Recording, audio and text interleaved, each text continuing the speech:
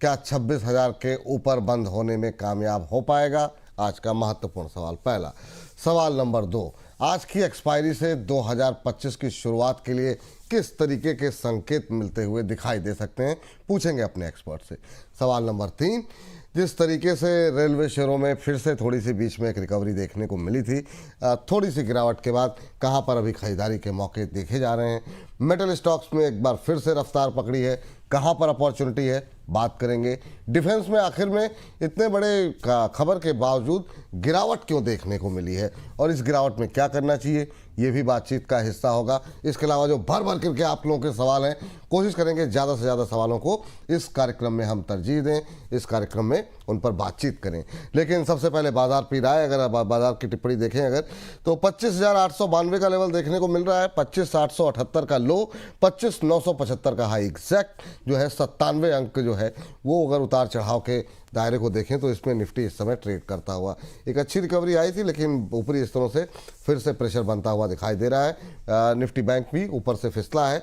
क्या करना चाहिए, क्या नहीं करना चाहिए, सबसे पहले रूबरू कराते हैं आज की विशेष मेहमान। हम वीएलए अम्बाला जी हमारे साथ जुड़ चुकी हैं, थोड़ी देर में हमारे साथ अरुण मंत्री जी भी जुड़ेंगे। अम्बाला मैम, बहुत बहुत स्वागत आपका। जब आपसे पिछली बार मुलाकात हुई थी हम लोग हरे निशान के आसपास थे और अब देखते देखते बाजार की तस्वीर बदल गई है। क्या टिप्पणी रहेगी मैम? एक बहुत सारे नए दर्शक हमारे साथ जुड़ रहे हैं, अभी मार्केट में क्या करना चाहिए? मार्केट में थोड़ा सा हल्के हाथ से सेलिंग वाले ट्रेड्स को ढूंढिए। ट्रेड के ओवरऑल अगर आप ट्रेंड को जज करना चाह रहे हैं तो ट्रेंड अभी भी आउटलुक जो है पॉजिटिव है, लेकिन जो इंट्राडे है वो सेलिंग का है। या फिर मैं इंट्राडे की भी बात करूं, जो अगले हफ्ते का भी जो नजरिया है वो भी थोड़ा सा प्रेशर वाला ही रहेगा। दैट मीन्स अगर आपको आज तो नहीं मिलने वाला है, लेकिन अगर आपको अगले हफ्ते भी निफ्टी आपको 26,100 26,150 पर मिले तो सेलिंग के ट्रेड को ज्यादातर तवज्जो दे सकते हैं, रादर कि हम लोग अभी ब्रेकआउट ट्रेड को प्लान करें। सो फिलहाल के लिए इट्स अ मार्केट जहां पर आपको सेल और राइज के ट्रेड ढूंढने चाहिए। और अभी के लिए जो इंडेक्स का जो व्यू है वो गिरावट वाला ही, मेरा सुबह भी वही व्यू था, अभी भी वही है कि 25,900 के नीचे की क्लोजिंग, लगभग 25,900 के आसपास की क्लोजिंग तो मुझे दिख रही है। अब नीचे कितना होगा दैट्स नीड टू सी। तो बेरिश सेंटिमेंट्स कंटिन्यू रहने वाले हैं। चलिए ठीक है, सेल ऑन राइज का मार्केट है फिलहाल के लिए, ये राय निकल करके आई है। चलिए एक एक करके तमाम जो दर्शक हमारे साथ भर भर करके सवाल पूछ रहे हैं उनके प्रश्नों के उत्तर देते हैं, और इसे कोइंसिडेंस कहें या जो भी कहें, लेकिन इसमें भी पहला सवाल जो आया है मैम वो अदानी पावर पे ही आया है, जिससे कि शायद पिछली बार भी हम लोगों ने इसी से शुरुआत की थी। APG2 एंटरटेनमेंट के नाम से हमारे दर्शक हैं, कह रहे हैं Vipul sir good afternoon, Adani power 145 पे ले लिया है, 200 शेयर हैं, होल्ड कर सकता हूँ 1 साल तक। 1 ईयर का व्यू है मैम, इनके खरीद से 4 रुपये नीचे है तो कोई खास गिरावट नहीं है, 2 रुपये नीचे, हाँ 3 रुपये नीचे रह गया। क्या टिप्पणी रहेगी अदानी पावर को लेकर के 1 साल का व्यू? 1 साल का व्यू है तो 200 से 250 की तैयारी में रहिए, मूवमेंट पॉसिबल है। नाउ आपको थोड़ा बहुत एवरेजिंग करने का कोशिश करनी चाहिए, ताकि आपकी जो एवरेज रिटर्न है वो भी अच्छे बने, और स्टॉक की डिमांड है ये, तो आप तैयारी में रहिए कि आपको 125-30 के आसपास आएगा ये, तब वहां पर थोड़ा बहुत और एडिशन करना चाहिए। और बाकी 150 से 250 की तैयारी में, 200 से 250 की तैयारी में आप एज अ टारगेट बिल्कुल वेट करिए। 1 साल का नजरिया शायद उससे ज्यादा भी दे, लेकिन इतनी तो पॉसिबिलिटीज बिल्कुल है। चलिए, तो ये बात अदानी पावर को लेकर के निकल के आई है। एक दो टिप्पणी नई बाइंग को लेकर के भी है, तो अभी क्या नीचे आने का वेट करें मैम नई बाइंग के लिए अदानी पावर में? ऐसा नहीं है, थोड़ा बहुत बाइंग अभी कर सकते हैं। 130-25 पर थोड़ा बहुत एडिशन करना है तो उतनी ही बाय करें, ताकि आपके पास में थोड़ा एवरेज का मौका रहे आपके पास में। और रही बात स्टॉप लॉस, तो एक कंबाइंड स्टॉप लॉस आपका 115 इज मोर देन इनफ। अगर आप सवाल आपका ये है कि 6 से 1 साल तक होल्ड, 6 महीने से 1 साल तक होल्ड करना है, तो ये जो लेवल्स है ये इन्वेस्टिंग के लायक है। एंड सुबह भी शायद यही वर्ड मैंने यूज भी किए थे, Adani power is not something that you can trade because volatile है नेचर में। तो आप इसको स्ट्रेटेजिकली आप इसको हैंडल करो, ताकि आपको जब पोर्टफोलियो में आपको अच्छे रिटर्न दिखा सके। ट्रेडिंग करने जाएंगे तो फंस जाएंगे बिकॉज वेरी वॉलेटाइल। चलिए तो ठीक है, ट्रेडिंग मत करें, इसमें जो है इन्वेस्टमेंट करें। तो APG साहब, उम्मीद करते हैं आपको उत्तर मिल गया होगा। अवनीश बीइंग ऑनेस्ट के नाम से अब एक हमारे दर्शक हैं, कह रहे हैं हेलो विपुल जी, इरेडा 143 का नियर हाई लगा करके 135 तक आ गया है, क्या इसमें निकल जाएं या बने रहें? मैम ये काफ़ी टाइम से मुझे लगता है फंसे हुए हैं, क्योंकि इनकी खरीद की जो एवरेजिंग है वो 176 के आसपास की है। करें समझ में ही नहीं आ रहा है क्या करें, तो हायर लेवल पे फंसे हुए हैं। बीच में एक रैली आई थी, लगा कि शायद कोई ब्रेकआउट देने की कोशिश कर रहा है, लेकिन जब तक ओवरऑल पूरा पावर सेक्टर नहीं चलेगा तब तक चलना थोड़ा इरड़ा का मुश्किल है। आपकी राय क्या रहेगी इरड़ा में अभी 136 के आसपास? नहीं रही है, I know you are in loss, लेकिन अब आप ऐसे लेवल पर आ गया प्राइस अभी जहां से अभी अपसाइड के चांसेस ज्यादा बन जाते हैं। तो इन माय ओपिनियन अभी होल्ड करिए, 3 क्वार्टर्स का समय दीजिए उसको। इन 3 क्वार्टर्स में अगर ये परफॉर्म कर जाता है तो बिल्कुल and very likely actually 3 quarters में ये अच्छा परफॉर्म करने के लिए भी तैयार है, क्योंकि यहाँ से अब ज्यादा डिक्लाइन की पॉसिबिलिटीज बचती नहीं है। जहां पर आपकी 176 की बाएंगे वो 136 पर आ गया है, तो बहुत बहुत करेक्ट हो गया वहां से अभी तक। तो अभी यहाँ से थोड़ा बहुत कंसोलिडेशन बाकी जरूर है, लेकिन डिक्लाइन बहुत ज्यादा बड़ा बचा नहीं है। So maximum it may go maximum 122, इससे ज्यादा नीचे की गुंजाइश नहीं है। तो होल्ड करिए, प्रॉफिटेबल एग्जिट बन सकते हैं। समय लगेगा 3 महीने से 6 महीने का व्यू, तो मतलब 2 क्वार्टर्स तो बिल्कुल लगेंगे इसको। 2 क्वार्टर्स तो बिल्कुल लगेंगे, ये राय यहाँ पर निकल करके आई है। और इस बीच एक और विशेष मेहमान हमारे साथ जुड़ चुके हैं, अरुण मंत्री सर हमारे साथ जुड़ चुके हैं। अरुण सर, बहुत बहुत स्वागत आपका। क्या बात है सर, मतलब सुबह कोट वोट पहन के आए थे, अब पूरा कोट वोट उतार दिया आपने। चलिए खैर, क्या टिप्पणी रहेगी सर मार्केट को लेकर के? कैसा लग रहा है सर? ऊपर से फिर फिसलता हुआ दिखाई दे रहा है। जी विपुल जी, गुड आफ्टरनून। विपुल जी, डायरेक्ट मीटिंग से डायरेक्ट कैमरे के सामने बैठा हूँ, इसलिए ब्लेजर पहनने की भी टाइम नहीं मिली है। पर कोई बात नहीं सर, कोई बात नहीं, वो तो चलिए जी। बिल्कुल विपुल जी, मार्केट कंसोलिडेट कर रहा है, कोई मूवमेंट नहीं है, ड्राई वॉल्यूम्स है। कल भी नॉर्मल टर्नओवर से 40% कम था, आज भी मुझे नहीं लग रहा कोई टर्नओवर मार्केट में हो रहा है। क्लियर ड्राई मार्केट है, पर मुझे लग रहा है जो मॉर्निंग में मैंने कहा कि 2:30 बजे बाद जो एक्शन होगा वो बहुत ज्यादा इंपॉर्टेंट है, एक्सपायरी का और बैंक निफ्टी के एडजस्टमेंट्स का। तो उस पर मेरी नजर है विपुल जी। बाकी मार्केट में कोई बड़ा एज सच कोई मूव नहीं दिखने को मिल रहा है, ऑप्शन सेलर का ही मार्केट नजर आ रहा है। जी मैं सर, हमारी दर्शक हैं गुंजन तिवारी जी, वो आपसे सेजिलिटी के बारे में जानना चाह रही हैं। 50 रुपये में लेकर के बैठी हुई हैं, 200 शेयर इनके पास हैं और कह रही हैं कि होल्ड करें या नहीं इसको। तो अभी इनके भाव के आसपास ही चल रहा है ये सेजिलिटी इंडिया। सस्ता शेयर है, छोटा शेयर है, काफ़ी सारे रिटेलर्स की निगाहें इस तरह के शेयरों में रहती हैं जो 50-60 रुपए के होते हैं। आपकी राय क्या रहेगी इस पर? बिल्कुल विपुल जी, मेरा व्यू बुलिश है स्टॉक पे। इनफैक्ट हमने इसको काफी बार रिकमेंड किया है 50-51 के आसपास ही। 55-56 रुपए तक के इमीडिएट टारगेट है शॉर्ट टर्म की जहां तक बात है, और 50 रुपए का ही सपोर्ट है जहां पे इन्होंने बाई किया है। अभी 52 रुपए के आसपास चल रहा है, तो होल्ड करें। 56 रुपए तक के विपुल जी टारगेट देखने को मिल सकते हैं। कंपनी अच्छी है, बस मार्केट में अगर ट्रिगर आता है ये स्टॉक अच्छा वहां से भी अच्छा कर सकता है। चलिए ठीक है, ये बात यहाँ पर निकल करके आई है। अगली टिप्पणी जो है मैम, जरा देखिए, आइनॉक्स विंड को लेकर के सुनील सिंह जी हैं, और आइनॉक्स विंड के शेयर 150 शेयर इनके पास है 140 पे, और कह रहे हैं कि 4 मंथ के लिए आपका व्यू और टारगेट क्या होगा। अभी अगर देखें तो 122 के आसपास ट्रेड करता हुआ, और इन्होंने 140 पे लिया हुआ है। ये तमाम रिन्यूएबल एनर्जी और तमाम एनर्जी जो है कोई चल नहीं रही है अभी आइनॉक्स विंड को लेकर के क्या इनकी स्ट्रेटजी होनी चाहिए? नज़रिया 3-4 महीने का ही है, बहुत लंबा नहीं है। क्या इन 3-4 महीनों में पावर में कुछ जान आती दिखाई दे रही है आपको? Yes, and INOX wind specifically यहाँ से आपको इजीली 154 से लेकर के 170 के भाव, आपको 6 महीने का दायरा आपने रखा है आपके इस बेट के लिए, इस थीम इसके लिए, तो यहाँ पर पॉसिबल है। बट स्ट्रैटेजी साथ में विपुल जी ने एक वर्ड भी यूज किया है, स्ट्रैटेजी क्या होनी चाहिए। सो बीइंग बिकॉज ये स्टॉक थोड़े बहुत ज्यादा नहीं, थोड़ा सा और ये आपको मौका देगा लगभग 110 रुपए के पास में। तो 110 पर अगर ये आए, थोड़ा सा एवरेज आउट अगर फंड्स अलाउ करते हैं आपके, तो थोड़ा बहुत एवरेज आउट करने की कोशिश करें, अदरवाइज एज इट इज भी होल्ड करके रख सकते हैं। 154 175 are the target that we can chase for the next 6 month. And इसी बीच में एसीसी अगर हम ध्यान दें, एसीसी भी एक स्टॉक है जो भी 1735 के आसपास चल रहा है, एंड अपने 52 वीक लो के आसपास है। अब बहुत ज्यादा डिक्लाइन बचा नहीं है, मुझे नहीं लगता कि अभी और ज्यादा गिरने के लिए तैयार हो रहा है।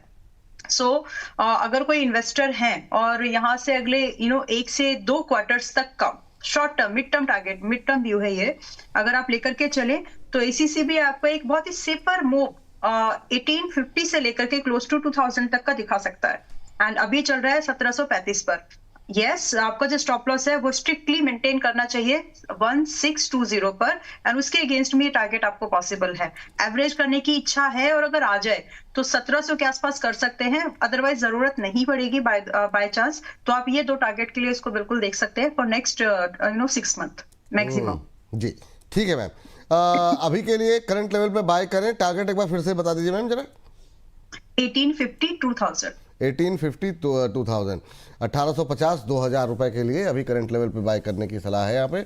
1850 पहला, 2000 दूसरा टारगेट यहाँ पर देखने को मिल सकता है।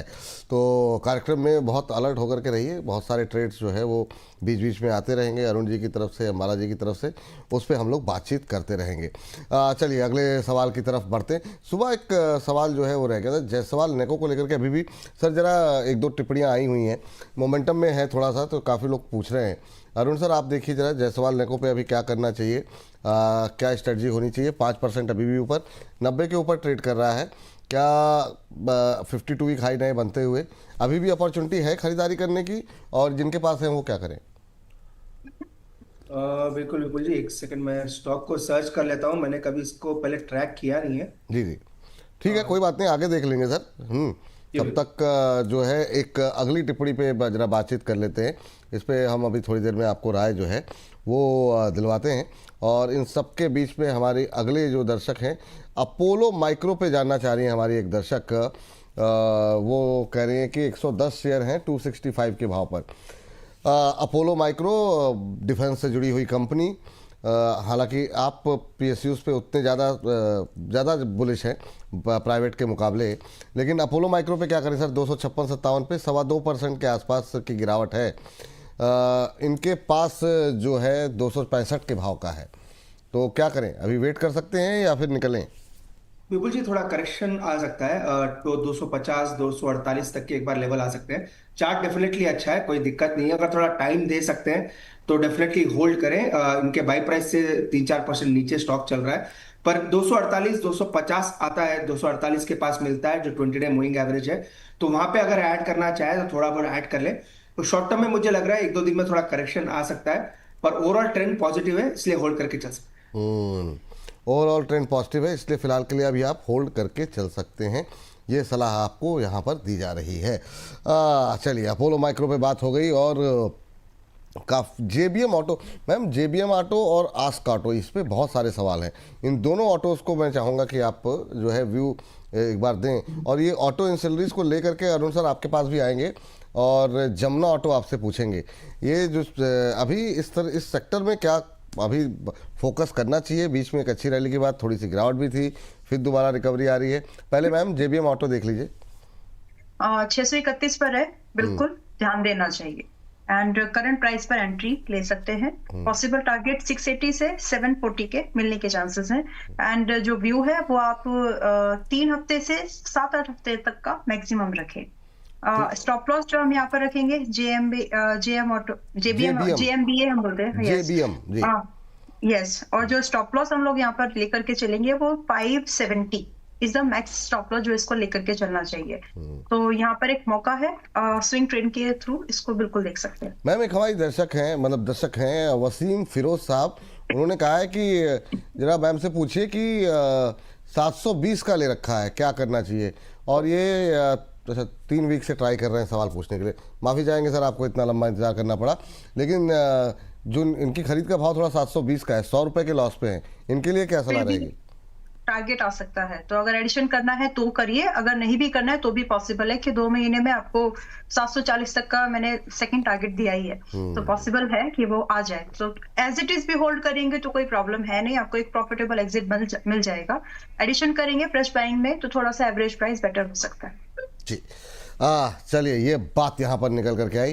सर जरा मेरा सवाल जो था आपसे वो था सर जमुना ऑटो को लेकर के, और इस सेक्टर को लेकर के आपका व्यू क्या है? उसके बाद विशाल जी हमारे साथ वेट कर रहे हैं, उनसे जरा बातचीत करेंगे, लेकिन अरुण सर पहले जरा इस पर जरा राय दे दें। बिल्कुल जी, ओवरऑल ऑटो एंसिलरी स्टॉक्स अच्छे हैं। जहां तक एंसिलरीज की बात है, overall tyre stocks out perform कर सकते हैं। टायर्स के बाद जो फोर्जिंग वाले स्टॉक है उनमें मुझे लग रहा है मोमेंटम पॉजिटिव रहना चाहिए।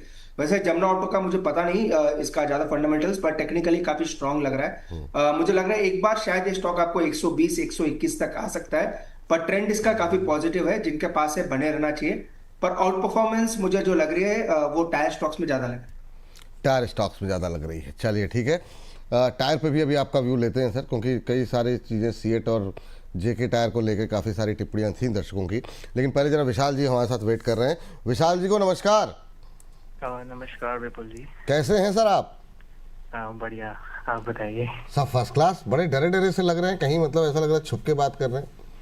नहीं ऐसी कोई बात नहीं जी, वो पावर कट हुआ था तो इसलिए धीरे बात करनी पड़ रही है। ओहो, हाँ जी। चलिए, तो पावर रहने पे जो है, अच्छा पावर कट से धीमे बोलने का बहुत शानदार सर। चलिए खैर कोई बात नहीं।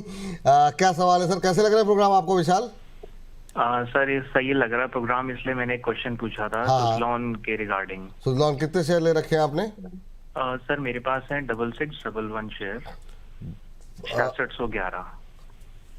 4611, 6611। 6611। ओहो, बहुत बड़ी, मतलब इतनी बड़ी क्वांटिटी लेकर के, मतलब लेकर के होंगे। और कब जी, तक 65 नजरिया क्या है के- आपका? सर मेरा लॉन्ग टर्म का है ये। अच्छा, 2030 तक होल्ड कर सकते हैं इसे आप? हाँ सर बिल्कुल। चलिए, नजरिया तो आपका। इसमें बने रहूं सर या हाँ, exit अच्छा कर दूं? सवाल है आपका सर। और इसमें बहुत लोगों की पोजीशन है। सुज़लॉन हुआ, वोडाफोन हुआ, ये वो ऐसे शेयर हैं जो कि बहुत सारे रिटेलर्स की बड़ी संख्या में लोगों की हिस्सेदारी है। मैम, नज़रिया तो काफ़ी लंबा है सर का, और ये चूँकि इनकी एवरेजिंग 65 की है और इसने 52 वीक हाई 85 का लगाया है, तो क्या इनको चिंता करने की कोई आवश्यकता है? पहला सवाल। और ऑलरेडी काफ़ी ज़्यादा शेयर इनके पास हैं, तो एवरेज आउट करने के लिए तो नहीं जाएंगे, कितनी क्वांटिटी लेंगे? आपकी टिप्पणी क्या रहेगी? 47 का वेट करिए, थोड़ा बहुत एडिशन करने की गुंजाइश रखिए, बिकॉज आपने 5 साल का दायरा उसको दिया, समय दिया है, एंड 5 साल में तो it gonna perform very very well. तो आप 47 की तैयारी में रहिए, थोड़ा बहुत एडिशन सिप करिए इसमें, थोड़ा बहुत। तो आपके पास क्वांटिटी है, मैं ये नहीं बोलूंगी आपके पास अच्छी क्वांटिटी नहीं है, but I don't know how much capital you have. So may be आपके पास में अच्छा अगर कैपिटल है और आप थोड़ा थोड़ा और एलोकेशन बढ़ा सकते हैं इसमें, तो 47 के आसपास ही आएगा, वहां पर थोड़ा बहुत एडिशन करने की गुंजाइश रखिए। एंड 5 ईयर के डाउन द लाइन आपका जो नजरिया है, मतलब यू कैन एक्सपेक्ट CAGR में बता सकते हो कि ये आपको 5 साल में 35% के CAGR पर ग्रो करके दे सकता है पैसे को। तो स्टे इन्वेस्टेड रहिए, इसमें बने रहिए। अभी बने रहिए सर, ये सलाह है। काफ़ी लंबा नज़रिया आपने ऑलरेडी जो है यहाँ पर दिया हुआ है, तो अच्छी बात है। तो जो समय सीमा आपने दी है उसमें आप नीचे चाहें तो और 47 रुपये के आसपास अगर मिलता है, हालांकि बहुत लोगों का दिल जो है मतलब इस बात को सुन करके थोड़ा दुखेगा कि और टूटेगा क्या 47-50। नजरिया रखा है ना। हाँ जी मैम, 5 साल का नजरिया है उनका, और वैसे 47 की बात तो हम कर ही रहे कि 47 पर आएगा तो फिर नहीं डरना है, खरीदना है वहां पर। ओ हो, चलिए ये बात है। चलिए, इस बीच हमारे एक और दर्शक शायद और जुड़ चुके हैं। चित्ता जी हमारे साथ हैं फोन लाइन पे। चित्ता जी नमस्कार। चलिए कोई बात नहीं। अम्बाला मैम कुछ कह रही थी, आप कुछ ऐड करना चाह रही हैं? हाँ जी। यस, कभी भी अगर मौका है तो बताइएगा। एक ट्रेड है जो कि हम 1 साल के नजरिए से रख के चल सकते हैं। जी। तो नहीं, ट्रेड तो आप जब भी- बताते रहिए। आप लोग जब भी आए तो बस एक सूचना देकर के तुरंत ले लेते हैं, क्योंकि नेक काम में देरी कैसे। और इसका एक बड़ा हिस्सा रात को 8 बजे अपलोड होता है, तो वो लोग बड़ी संख्या में देखते हैं, तो उनको 40-45 मिनट के अंदर का सेगमेंट में जितने ट्रेड हो जाए उतना अच्छा है। मैम बताइए। पेट्रोनेट, अगर हम इसको देखेंगे तो अभी ये 280 के आसपास में है। एंड पेट्रोनेट में सुबह भी मैंने हाँ ही बोला था, बाइंग लेवल भी दिए थे, दैट्स अ डिफरेंट थिंग।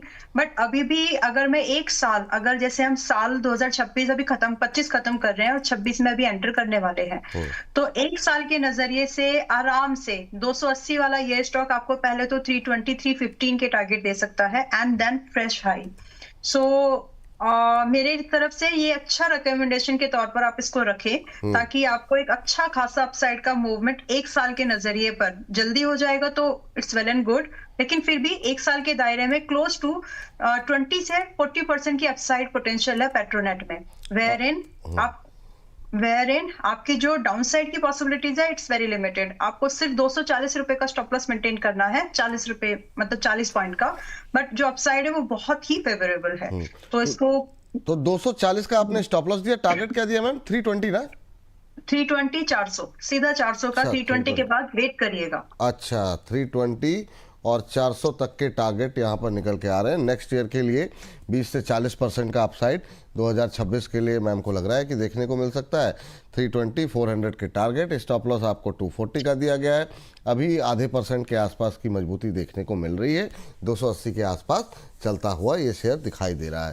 तो यहाँ से एक अच्छे खासे अपसाइड की उम्मीद की जा सकती है और अभी से अगले साल की तैयारी करनी शुरू कर दीजिए। एक एक करके तमाम वो शेयर आएंगे। अभी अरुण सर से भी पूछेंगे अगले साल के लिए वो कहाँ पे इस समय दांव लगाने की सलाह दे रहे हैं।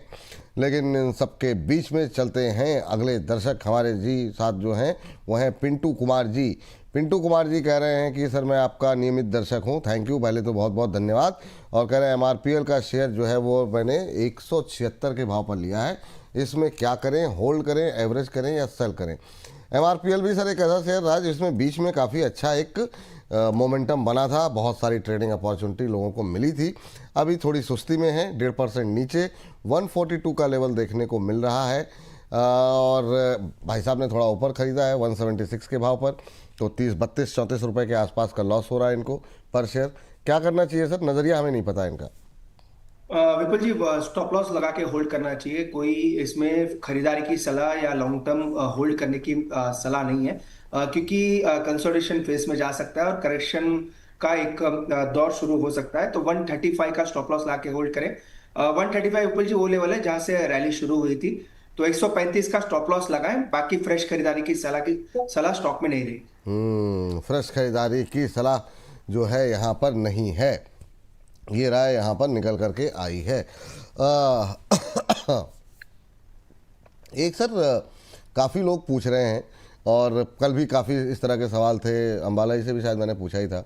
ये जो ETFs हैं, अब QT शिवी जी हैं और भी नाम हैं काफ़ी सारे, वो सब लोग जो है सिल्वर ETF के बारे में पूछ रहे हैं, क्या करना चाहिए, कौन सा ETF लें, क्या अभी टाटा सिल्वर एक्सचेंज बाय कर सकते हैं, अगर हाँ तो टारगेट स्टॉप लॉस क्या हो सकता है। अच्छी रैली आ चुकी है, क्या अब यहाँ पर नई पोजीशन बनाना थोड़ा रिस्की लग रहा है या आप कंफर्टेबल हैं? क्या सलाह रहेगी आपकी? बिल्कुल जी, लमसम तो बिल्कुल नहीं लेना है, वो क्लियर सलाह हमने दी है, क्योंकि काफी क्वेरीज हमारे पास भी आई है। तो लमसम सिल्वर गोल्ड ETF में नहीं डालना है। इनफैक्ट विपुल जी, हमने निफ्टी PSU और निफ्टी मिड कैप उनके ETFs और म्यूचुअल फंड्स में डालने की सलाह दी है। अगर कोई हमको पूछता है तो PSU का जो ETF होता है या पावर ETF जो निफ्टी CPSE ETF है, उसमें हमने डालने की सलाह दी है। निफ्टी या फिर मिड कैप्स के ETFs में डालने की सलाह दी है। पर सिल्वर और गोल्ड में लमसम ना डालें। अगर आपका SIP चल रहा है या SIP चालू करना है तो डेफिनेटली कर सकते हैं, पर लमसम काफी लोगों की ये इच्छा रहती है कि जब मोमेंटम में हो तब कोई बड़ा अमाउंट डाल दें। तो फिलहाल वो दौर अभी नहीं है। अगर आप SIP चालू करना चाहते हैं, आपकी चल रही है, तो वो कंटिन्यू रख के चल सकते हैं। चलिए इस बीच चलते हैं अगले दर्शक की टिप्पणी के लिए। अच्छा, इस बीच जो है हमारा जो पोल भी चल रहा है, उस पोल में भी आप पार्टिसिपेट करते रहिए। और इस समय का जो सवाल है कि निफ्टी कितने तेज़ी या गिरावट के साथ बंद हो सकता है, 4 विकल्प दिए गए हैं। करीब 70 अंक के आसपास की गिरावट के साथ, 50-60 अंकों की बढ़त के साथ, 30 अंक की गिरावट के साथ या 20 अंक की तेज़ी के साथ। तो आपके काफ़ी सारे लोग पार्टिसिपेट इसमें कर रहे हैं और चूँकि बाज़ार इस समय नीचे है तो ज़्यादातर लोगों की अभी जो प्रतिक्रियाएं हैं वो गिरावट के साथ ज़्यादा है और उसमें जो है 70 अंक की गिरावट के साथ बंद होगा ऐसा मानने वाले 43% हैं। लेकिन 21% लोग ऐसे भी हैं जो 60 अंक की तेज़ी के साथ मान रहे हैं और करीब 24% लोग ऐसे हैं जो कि ये मान के चल रहे हैं कि 20 अंक की बढ़त के साथ बंद हो सकता है। आप लोग भी पार्टिसिपेट करते रहिए और अपने आप लोगों के सवाल तो हम लोग डिस्कस कर ही रहे हैं। चलिए अगली टिप्पणी के लिए चलते हैं अगले दर्शक के पास। और काफ़ी जो है प्रश्न जो है वो आए हुए हैं कि अभी HFCL को लेकर के अभी क्या प्रतिक्रिया रहेगी। ये सुधा शंकर जी, इस बार नंबर मैं भूल गया, अंबाला मैम का नंबर है, अरुण सर का नंबर है, अंबाला मैम का है, चलिए ठीक है। तो HFCL के शेयर जो है वो खरीदे हुए हैं सुधा पुष्कर जी ने, 72 शेयर हैं 650 के भाव पर। कह रहे हैं कितने दिन तक होल्ड करना होगा, प्लीज़ सजेस्ट मी। HFCL बीच में एक थोड़ा बहुत मोमेंटम बनता हुआ दिखाई दिया था, क्या करना चाहिए मैम? फिलहाल बने रहिए, स्टॉप लॉस जरूर रखें। जो कि आपका स्टॉप लॉस वैसे तो टेक्निकली देखे तो कब का ट्रिगर्ड हो गया, but this time you need to maintain a stop loss at 5.9। Dip है बट आपको ये मेंटेन करना चाहिए कम से कम इतना तो। एंड जो पॉसिबल टारगेट है आपको 75 से लेकर के 82 के भाव आपको दिख सकते हैं, और 1 से 2 महीने का व्यू रखिए। नाउ इन 2 महीने में जो भी पहले ट्रिगर हो, गिव प्रायोरिटी, उसको एक्सेप्ट करें जो भी है, एंड ताकि आपका पैसा जल्दी से फ्री हो, चाहे अच्छी अपॉर्चुनिटी के लिए आप उसमें शफलिंग कर सके। फिलहाल होल्ड करने की सलाह है। फिलहाल के लिए होल्ड करने की ही सलाह यहाँ पर निकल के आई है। अरुण सर, एक शेयर देखिएगा, वो है क्यूपिड। मतलब क्या इसमें मतलब चल रहा है, कुछ समझ में नहीं आ रहा। मतलब कहाँ से इतनी डिमांड आ रही है और ये मतलब रुकने का नाम नहीं ले रहा है। एक महीने में 44-45% की रैली आ चुकी है। अभी भी लोगों के सवाल हैं कि क्या मैं खरीद लूँ या क्या करूं। क्या आपका एनालिसिस क्या है, और जिन लोगों के पास है, क्योंकि उस तरह के भी काफ़ी सवाल आते हैं, कहाँ पे एग्जिट लेना चाहिए सर यहाँ पे? विपुल जी, खरीदना तो नहीं है, मोमेंटम में खरीदना नहीं चाहिए। और 200-210 के पी वाला अगर आप स्टॉक खरीदेंगे, अगर वो गिरना शुरू होगा तो देन आपको एग्जिट भी शायद इजीली ना मिले। तो पहली बात तो खरीदना नहीं है विपुल जी, पर स्टॉक डेफिनेटली आपने सही कहा। इसको मैं ये हमारा रोज जो स्क्रीनर होता है उसके मोमेंटम कॉल में आता है, पर हमेशा से यही है, स्टॉक की स्टॉप लॉसेस काफी दूर है, पर मोमेंटम पॉजिटिव है। अभी तक कोई रिवर्सल नहीं है। अगर एक्सटेंशन निकालते हैं तो 530 तक तो और मोमेंटम स्टॉक में बन ही सकता है, तो उस चीज का जरूर ध्यान रखना है विपुल जी। पर मेरी तरफ से क्लियर, अगर मैं रिपीट करता हूं, स्टॉक को खरीदारी की सलाह नहीं है जी। तो यहाँ पर जो है खबर भी है, आपकी स्क्रीन पर जो है वो देख सकते हैं। इसको जो है थोड़ी देर में हम कोशिश करेंगे कि अभी जब थोड़ी देर में क्या, खबरों का खेल का हिस्सा भी होगा ये, तो इसको और डिटेल में जो है बातचीत करेंगे। अर्चना जी से बातचीत कर लेते हैं, नासिक से हमारे साथ जुड़ी हैं। अर्चना जी को नमस्कार। जी नमस्ते सर। कैसी हैं अर्चना जी आप? बस बहुत अच्छी। कैसे लग रहे हैं कार्यक्रम हमारे आपको? कार्यक्रम बहुत अच्छा है जी, थैंक यू मैम, बहुत बहुत धन्यवाद आपका। और बताइए क्या प्रश्न है आज के लिए? बस मैं अंबाला मैम की बहुत बड़ी फैन हूँ। मुझे अच्छा। उनसे पूछना था जी कि सेजिलिटी और गोदावरी पावर में फ्रेश एंट्री कहाँ लेनी है और क्या टारगेट होंगे? गोदावरी पावर और सेजिलिटी अभी थोड़ी देर पहले हम लोगों ने चर्चा की थी, लेकिन ठीक है। नहीं, मुझे उसमें फ्रेश एंट्री जाननी थी। ओके मैडम, आपने प्रश्न पूछा, उत्तर आपको मिलेगा मैम। कैसी बात कर दी आपने। हाँ, तो सेजिलिटी में और गोदावरी पावर, इन दोनों पे ही फ्रेश एंट्री करना चाह रही हैं। गोदावरी पावर में हालांकि रैली तो थोड़ी सी आ चुकी है, पिछले 4-5 दिन में 6-6.5% के आसपास की। अंबाला जी, आप ही टिप्पणी कर दीजिए इस पर, क्या सलाह रहेगी? एक महीने में 10% चला है गोदावरी पावर, और सेजिलिटी में भी फ्रेश एंट्री के लिए क्या टिप्पणी रहेगी? First of all thank you for your admiration, thanks a lot. बस ज्यादा मतलब आपको हमारा एनालिसिस अच्छा लग रहा है, थैंक्स अ लॉट। वेल, अच्छा लगता है वैसे ये सुन के कि कोई हमारा भी फैन है। चलिए, जीपीआईएल अभी जो है 261 पर है। सुबह भी देखिए अब बार बार इस चीज को उठा रहे हैं कि जो पावर का जो जो कंट्रीब्यूशन है, अभी पावर स्टॉक्स चले नहीं है, ये चलने बाकी है। तो जीपीआईएल अभी भी 262 के आसपास में है। One can consider for the fresh buying. Yes, आप इसमें फ्रेश बाइंग के बारे में बिल्कुल सोच सकते हैं। 280 से लेकर के 300 के तो मिनिमम टारगेट्स हैं जो आपको स्विंग ट्रेडिंग के थ्रू भी मिलेंगे, बट अगर आप इनको साल भर के नजरिए से देखें देन हम इनको 320 के लिए भी होल्ड कर सकते हैं। हालांकि जब ये चलना शुरू होगा तो कुछ ही दिन लगते हैं इसको ये तीनों टारगेट्स को पार करने के लिए। So that kind of nature, that kind of volatility we can expect in GPIL. तो फिलहाल आप इसमें फ्रेश बाइंग के बारे में सोच रहे हैं, इट्स गुड बाय। आप इसमें बाइंग के बारे में बिल्कुल देख सकते हैं। स्टॉप लॉस रखेगा 235 का। नाउ आपने पूछा अपना जी सेजिलिटी जो कि 52 के पास में है। मैं यहाँ पर एक सिंसियर सी एडवाइस आपको यही दूंगी कि अगर आप फ्रेश बाइंग के बारे में सोच भी रहे हैं, don't get all in at once. आप लिमिटेड एक पार्ट्स में इसमें इन्वेस्टमेंट के बारे में सोचें, जिसमें कि पहला आज बाय भी नहीं करना है। बाय द वे, आपकी पहली बाइंग मेरे हिसाब से 51.10 के पास में होना चाहिए, यानी 51 रुपए 10 पैसे के आसपास पहली बाइंग होनी चाहिए, जो लाइकली है कि कल वगैरह आ जाए, कल मतलब नेक्स्ट सेशंस में। तो तब आप इसमें बाइंग के बारे में सोचें। Minimum target 56 onwards up to 62 तक हम बिल्कुल यहाँ पर देख सकते हैं।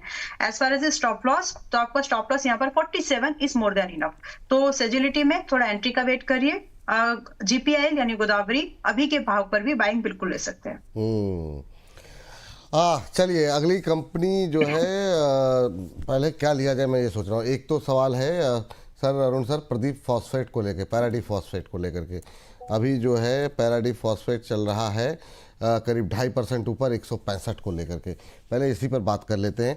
हम बहुत सारे दर्शकों ये जानना चाह रहे हैं कि सर यहाँ पे कोई ब्रेकआउट जैसी सिचुएशन बन रही है क्या? आपकी टिप्पणी क्या रहेगी? काफ़ी ऊंचाई तक गया, फिर काफ़ी तेज़ी से नीचे आया, अब थोड़ी थोड़ी रिकवरी जो है लोअर लेवल से आती हुई दिखाई दे रही है। क्या करना चाहिए सर कि दोबारा अपनी हाइस की तरफ जाएगा या ये जो रिकवरी है थोड़ी छलावा जैसी लग रही है? हायर लेवल पे जो फंसे हैं उनको क्या कहना चाहेंगे? बिल्कुल विपुल जी, जिसने भी पूछा सही पूछा। ब्रेकआउट की स्थिति नजर आ रही है। शॉर्ट टर्म में मुझे लग रहा है ब्रेकआउट हो भी चुका है।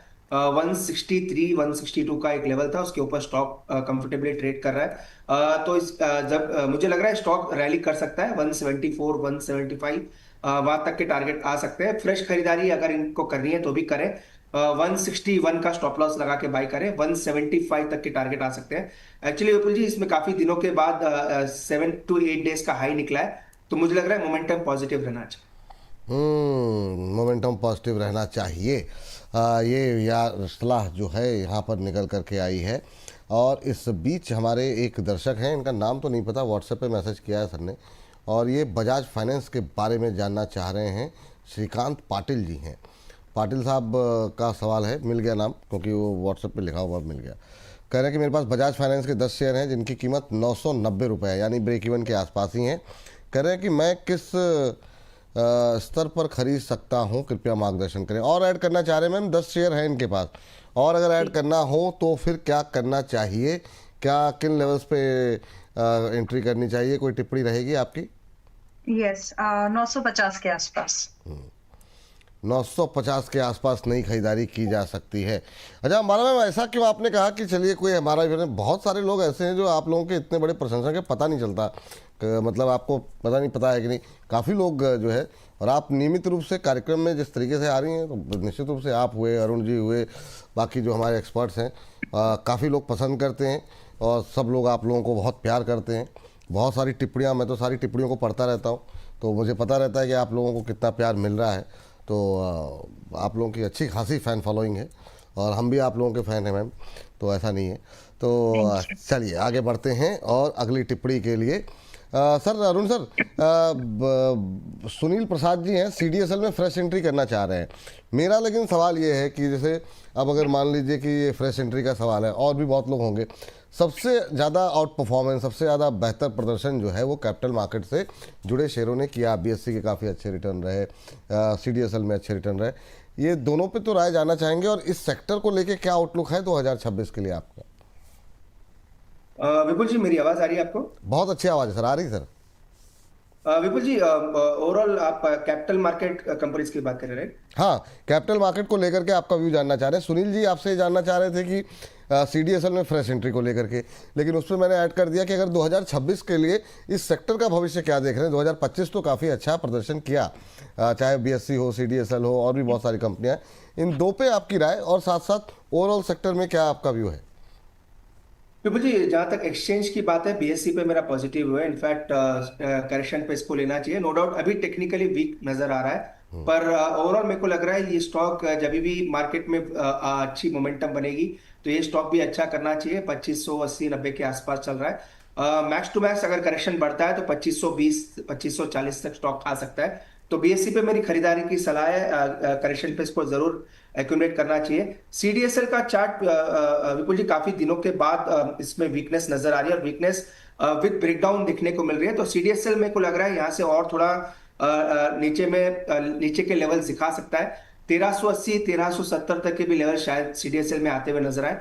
नो डाउट मेरा दोनों पे नजरिया बुलिश है, पर अगर फिलहाल अगर एक स्टॉक लेना चाहे तो मुझे लग रहा है BSE ज्यादा आउट परफॉर्मेंस दिखा सकता है। BSE ज़्यादा आउट परफॉर्मेंस दिखा सकता है, ये राय जो है यहाँ पर निकल करके आई है। इन दोनों, इस सेक्टर में काफ़ी ज़्यादा क्वेरीज काफ़ी ज़्यादा लगातार जो है आती हुई दिखाई दे रही है। अंबाला मैम, एक सवाल आपसे ये है, क्योंकि मैं चाह रहा हूँ कि क्योंकि हफ्ते का आखिरी, इस साल का आखिरी 30 तारीख और 31 तारीख के 2 दिन का ही आखिरी शोज हैं, तो हम लोग थोड़ा थोड़ा फोकस भी करते रहें सेक्टर वाइज। पीएसयू बैंक्स बहुत लोगों को परेशान किए थे, लेकिन बीच में एक रिकवरी आई काफ़ी शेयरों के अंदर, और आप दोनों से जानना चाहेंगे अगर वहाँ चुनना हो तो किसे चुनेंगे फ्रेश एंट्री के लिए, या फिर अभी भी इंतज़ार करेंगे दोबारा रिकवरी आने की?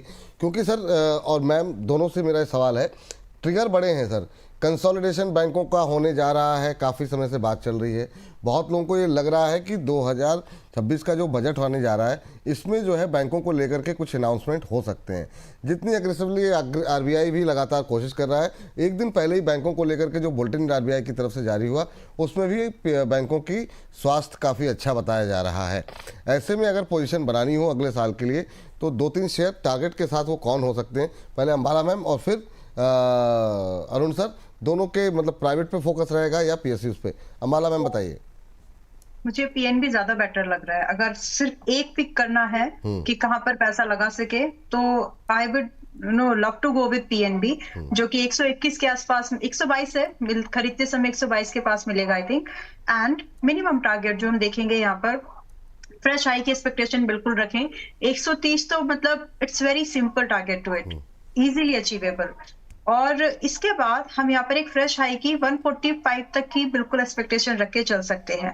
तो कंपैरेटिवली अगर देखें तो यहाँ पर आपको एक सेफर एंट्री मिलती है, बिकॉज जो रिस्क है, इन्वॉल्व्ड रिस्क जो है वो कंपैरेटिवली कम है। 110 रुपए का स्टॉप लॉस मेंटेन करके हम करीब करीब यहाँ पे 20 से 25 पॉइंट या 20 से 15% की अपसाइड की पोटेंशियल को बिल्कुल टारगेट कर सकते हैं। So I will go with PNB के साथ।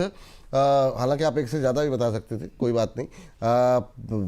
अरुण सर, आप के रडार पे कौन कौन से शेयर हैं और क्या उम्मीदें वहां पर रखें? विपुल जी, क्लियरली आईसीआईसीआई बैंक तो है ही है, करेक्शन के बाद अच्छे लेवल्स पे मिल रहा है। आईसीआईसीआई बैंक विपुल जी प्राइवेट में इसीलिए मुझे अच्छा लग रहा है क्योंकि अभी जो करेक्शन आया है वो टेक्निकल करेक्शन भी लग रहा है, क्योंकि वेटेजेस कम हो रहे हैं आईसीआईसीआई एचडीएफसी के, तो थोड़ा टेक्निकली करेक्शन मिल रहा है, अच्छे लेवल्स पे मिल रहा है। तो आईसीआईसीआई बैंक को डेफिनेटली ऐड करना चाहिए। सेकंड स्टॉक डेफिनेटली एसबीआई रहेगा। एसबीआई मुझे लग रहा है ये आप इस साल 4 डिजिट में ही ज्यादातर आपको काम करता हुआ नजर आएगा 2026 में।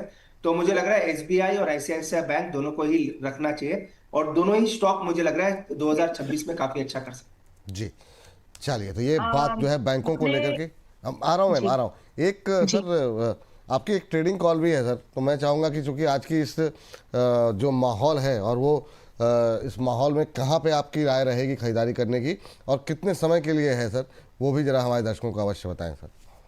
विपुल जी, मैंने फेरस की बात की थी, अगर आपको याद होगा 2 दिन पहले। नॉन फेरस, फेरस का मेरा मतलब है स्टील चलने की मैंने बात की थी, और उसमें टाटा स्टील और इंफा आईएमएफए का कॉल दिया था, दोनों ही काफी अच्छे मोमेंटम है। तो इसी में मुझे लग रहा है और एक स्टॉक जो हमारे स्कैनर में आया है एनएमडीसी स्टील 43 रुपीज के आसपास है। ये काफी कम रडार पे आता है विपुल जी, पर हमारे स्कैनर में आया है और ये वॉल्यूम्स के साथ ऊपर जा रहा है। तो एनएमडीसी स्टील, एनएसएल एनआईएसपी जिसका कोड है, इसको लेकर जी सर इसको लेकर चल सकते हैं विपुल जी। 41 का स्टॉप लॉस लगाएं और 48 तक के पोजिशनल टारगेट रहेंगे। 1 से 2 हफ्ते का कॉल रखें, 7 से 8% का मोमेंटम आ सकता है। तो 48 का टारगेट के लिए बाई करें और 41 का स्टॉप लॉस। 48 का टारगेट और स्टॉप लॉस 41 का। एनएमडीसी स्टील खरीद करके चलें, या तो आप मन को पढ़ लेते हैं या पहले से खैर आप तो लेकर के आए होंगे सर, लेकिन मतलब अगला सवाल जो बैंक के बाद मेरा इसी को लेकर के था, एनएमडीसी स्टील को लेकर के, और इंट्राडे हाई पर ही ट्रेड करता हुआ ये शेयर, और ये जो हमारा टाइटल गया है ना उसमें भी आप देख लेंगे कि एनएमडीसी स्टील का नाम जो है वो सबसे पहले नंबर पे है आज जो हमारा ये कार्यक्रम चल रहा है। तो निगाहें मेरी इस पर थी, लेकिन आपने बहुत सही समय पर इसको आइडेंटिफाई किया। 43 रुपये 7 पैसे के आसपास, 48 का टारगेट, 4-5 रुपये ऊपर के टारगेट के लिए खरीदारी करके चल सकते हैं। 2 रुपये नीचे का एक स्टॉप लॉस दिया गया है। अब यहाँ पर इंट्राडे हाई के आसपास ट्रेड करता हुआ, जैसे यहाँ पर कोई थोड़ी सी तेज़ी या थोड़ी सी गिरावट, अगर कुछ ऐसा कुछ माहौल रहता है तो दोबारा स्क्रीन पर लेकर के आएंगे। टारगेट और स्टॉप लॉस दोनों का ही ख्याल रखिए, और जो है उस पर यहाँ पर निगाहें बना करके चलिए। अब 43-13 हो गया, तो रिकवरी आती हुई दिखाई दे रही, 3.25% ऊपर। तो 48 रुपये का टारगेट यहाँ पर दिया गया। 2 हफ्ते का टारगेट है सर? बिल्कुल बिल्कुल जी, 2 हफ्ते के ट्रेडिंग हफ्ते का व्यू रखें। हाँ। और अगेन वही सेम व्यू रहेगा विपुल जी, टारगेट स्टॉप लॉस नहीं आता है तो इसी टाइम लिमिट पे आपको निकल जाना है। अगर 2 हफ्ते में अगर मान लीजिए किसी कारणवश टारगेट नहीं छूता है, स्टॉप लॉस नहीं छूता है, तो भी यहाँ से निकल जाना है। 3.25-3.5% की तेज़ी, 3.25% की तेज़ी देखने को मिल रही है। चलिए आगे बढ़ते हैं। अगर वरुण सर कोई बदलाव करेंगे तो भी स्क्रीन पर लेकर के आएंगे। सेल दिखा दीजिए। अभी हमारी तरफ से सेल की बात कर रहे थे। सेल इस समय 5% ऊपर। सेल पे मैंने कॉल पूछी भी थी जो है कल, और वहाँ पे बात की गई थी, अरुण सर से भी डिस्कस हुआ था कल। और क्या रैली यहाँ पर देखने को मिल रही है। मैम जरा आप देख लीजिए सेल को, कैसा लग रहा है सेल। और आप कुछ कहना चाह रही थी उस समय, सॉरी मैंने आपको रोक दिया क्योंकि कॉल आई थी, तो मैंने कहा पहले जरा ट्रेडिंग कॉल चली जाए। जी जी जी। ये अच्छी बात है, वरना एंट्रीज मिस हो जाते हैं। सो सेल सुबह भी आपको, आज सुबह के शो में एंट्री बताई थी कि एंट्री ले सकते हैं। 142 टारगेट था कि 142 रुपए का पहला टारगेट हो सकता है और 155 का दूसरा टारगेट। उसके बाद ट्रेलिंग करनी है अगर साल भर होल्ड करना है तो 142 तो आ गया लगभग। अभी हाँ 60 पैसे दूर है, बट वेरी लाइकली कि 142 रुपए का जो टारगेट दिया है वो आज हिट हो जाएगा। But in that way also मैं यही रेकमेंड करूंगी कि आप इसको फिलहाल होल्ड करो, क्योंकि स्टील सेक्टर में अभी मूवमेंट नहीं आई थी और अब वो आने के लिए पूरी तैयार हो रही है। उसमें भी कंपैरिजन ये था कि टाटा को चुना या सेल को, so I went with sell. Sell में अभी भी मजबूती की तैयारी में आप रह सकते हैं। 142 का टारगेट होने के बाद भी आई वुड से कि ट्रेल तो कर लीजिए, कम से कम सेकंड टारगेट पॉसिबल है। नाउ जो स्टॉक था वो था कोटक बैंक। तो आपने जैसे कहा कि एक से ज्यादा बैंक हम ले सकते हैं, तो पीएसयू में पीएनबी है, लेकिन प्राइवेट बैंक्स में मुझे कोटक बैंक में ज्यादा सेफर एक अपसाइड की मूवमेंट दिखती है, जो कि कम से कम 10 से 20% की अपसाइड साल भर के नजरिए से लेके चले तो आपको मिल जाएगी। जिसमें कि अभी कोटक बैंक 2160 के पास में है और आराम से अगर मैं देखूं तो 2350 का एक पहला टारगेट यहाँ पर, एंड उसके बाद आप इसको लगभग 2500 के लिए होल्ड कर सकते हैं। स्टॉप लॉस कोटक बैंक में हम लोग 2000 का स्ट्रेट 2000 रुपए का एक स्टॉप लॉस मान के चलेंगे, एंड इसके साथ इसको होल्ड किया जा सकता है। पोटेंशियल पॉजिटिव है इसमें। चलिए ठीक है। अगला सेक्टर फटाफट, क्योंकि हम चाह रहे हैं कि ये पूरा हिस्सा जो है वो शाम के 8 बजे के जो हमारा सेगमेंट जाता है उसमें रहे। डिफेंस में हम लगातार बात कर रहे हैं, तो आज के लिए सर अगर अगले साल 2026 के लिए चुनना हो, 1 या 2 शेयर 3 शेयर जो भी आपको मन कहे, हालांकि आप सुबह बता चुके हैं लेकिन हर बार नए दर्शक होते हैं हमारे साथ, तो सर डिफेंस को लेकर के 2026 कैसा रहने जा रहा है, और एक बार फिर से अगर आप नाम जिक्र कर दें कि कौन कौन से शेयरों पर निगाहें रखनी चाहिए 2026 के लिए, जो लोग फ्रेश एंट्री के लिए तलाश में हैं उनके लिए। सर म्यूट है सर आप। जी सॉरी विपुल जी, डिफेंस एक लंबी थीम है, नो डाउट। लास्ट 6 महीने थोड़े कंसोलिडेशन में गए हैं, पर मुझे लग रहा है पीईएल और एचएएल को ही लेना चाहिए 2026 में। सेम वही स्टॉक्स के साथ कंटिन्यू करूंगा अभी भी। नो डाउट इसमें हम ऐड करेंगे विपुल जी जब भी मोमेंटम किसी दूसरे स्टॉक में मिलेगा। तो फिलहाल के लिए मुझे लग रहा है पीईएल एचएएल के साथ ही जाना चाहिए। ये दोनों स्टॉक पॉजिटिव है। बीईएल तो आप करंट लेवल पे भी लेके चल सकते हैं, अच्छे लेवल्स के आसपास है। एचएएल यहाँ से अगर 50-100 रुपए गिरता है तो वहां पे एक्यूमुलेशन के लेवल आ सकते हैं, तो दोनों में ही मेरी खरीदारी की सलाह है। ये बात हो गई बीएल और एचएल को लेकर के। माला मैम आपकी, आप 2026 के लिए आपके डिफेंस में कोई पसंदीदा शेयर जहां पे अभी एंट्री ली जा सकती हो? मैंने idea forge I think discuss किया था। आइडिया फोर्ज को देख सकते हैं, डेटा पैटर्न्स को देख सकते हैं, जो अभी एंट्री के हिसाब से ठीक है। टारगेट भी बता दीजिए मैम, मतलब इतनी क्या नाराजगी? नाराजगी जैसे कुछ नहीं है। ओके हाँ, मतलब जो लोग खरीदेंगे, हर बार नए दर्शक होते हैं ना, तो सुबह के शो वालों ने नहीं सुन पाए, अभी के लिए अभी का शो देख रहे हैं, तो कम से कम उनको भी पता लग जाए। जी आइडिया फोर्ज अभी चल रहा है 463 के पास में। पॉसिबल टारगेट 550 से लेकर के 650 तक है। तो ये एक साल का नजरिया है जिसमें कि आप आइडिया फोर्ज को आज के प्राइस पर ले सकते हैं। स्टॉप लॉस यहाँ पर स्ट्रिक्टली रख लीजिएगा लगभग 380 का, which is more than enough. तो इस मूवमेंट के साथ में इनफैक्ट अगर आप इसको आज ले रहे हैं तो हो सकता है कि अगले कुछ दिनों तक ये आपको सिर्फ 7-8% की रेंज में ही दिखे। डरना नहीं है, 1 साल का नजरिया है, just ride it.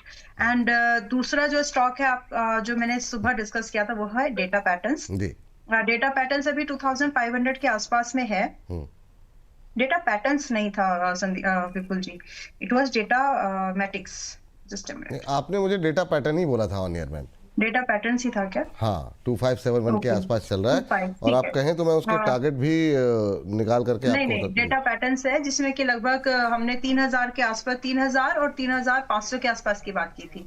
So that's view in this, और इस स्टॉक को हम लोग अभी भी रख के चल सकते हैं। 2500 2580 के आसपास में है जब सुबह डिस्कस किया था, और अभी 75 के पास में है, तो बायेबल है। स्टॉप लॉस यहाँ पर एक स्ट्रेट 2000 रुपए का मेंटेन करना है। इफ यू वांट, मतलब जो इन्वेस्टर्स है अगर वो एडिशन करना चाहें तो आपको एक मौका मिलेगा यहाँ पर आपको 2350 के पास में एडिशन करने का, तो वहां पर आप एक बार एडिशन के बारे में सोच सकते हैं। तो डेटा पैटर्न्स को एक्चुअली थोड़ा निचले स्तर पर खरीदने की कोशिश करिए। आइडिया फोर्ज अभी के भाव पर भी ठीक है, बट डेटा पैटर्न्स 2500 पर थोड़ा सा याद है मुझे अच्छे से अभी कि हम इसको 2350 के आसपास लें तो ज्यादा बेटर है, और आ भी जाएगा। 2-4 दिन का वेट करिए। चलिए 2-4 दिन का वेट कीजिए। ये बात जो है डेटा पैटर्न पे निकल के आई है, तो बात हो गई डिफेंस को लेकर के, बैंकों को लेकर के, लेकिन हाँ बात आपको ये भी बता दें कि 2026 का जब आगाज़ होगा तो बोनस भी नए अवतार, नई चीज़ें लेकर के आ रहा है आपके लिए, और कई सारे नए सेगमेंट्स जो है, बहुत सारे स्टॉक रिकमेंडेशंस तो आपको मिलती रहती हैं,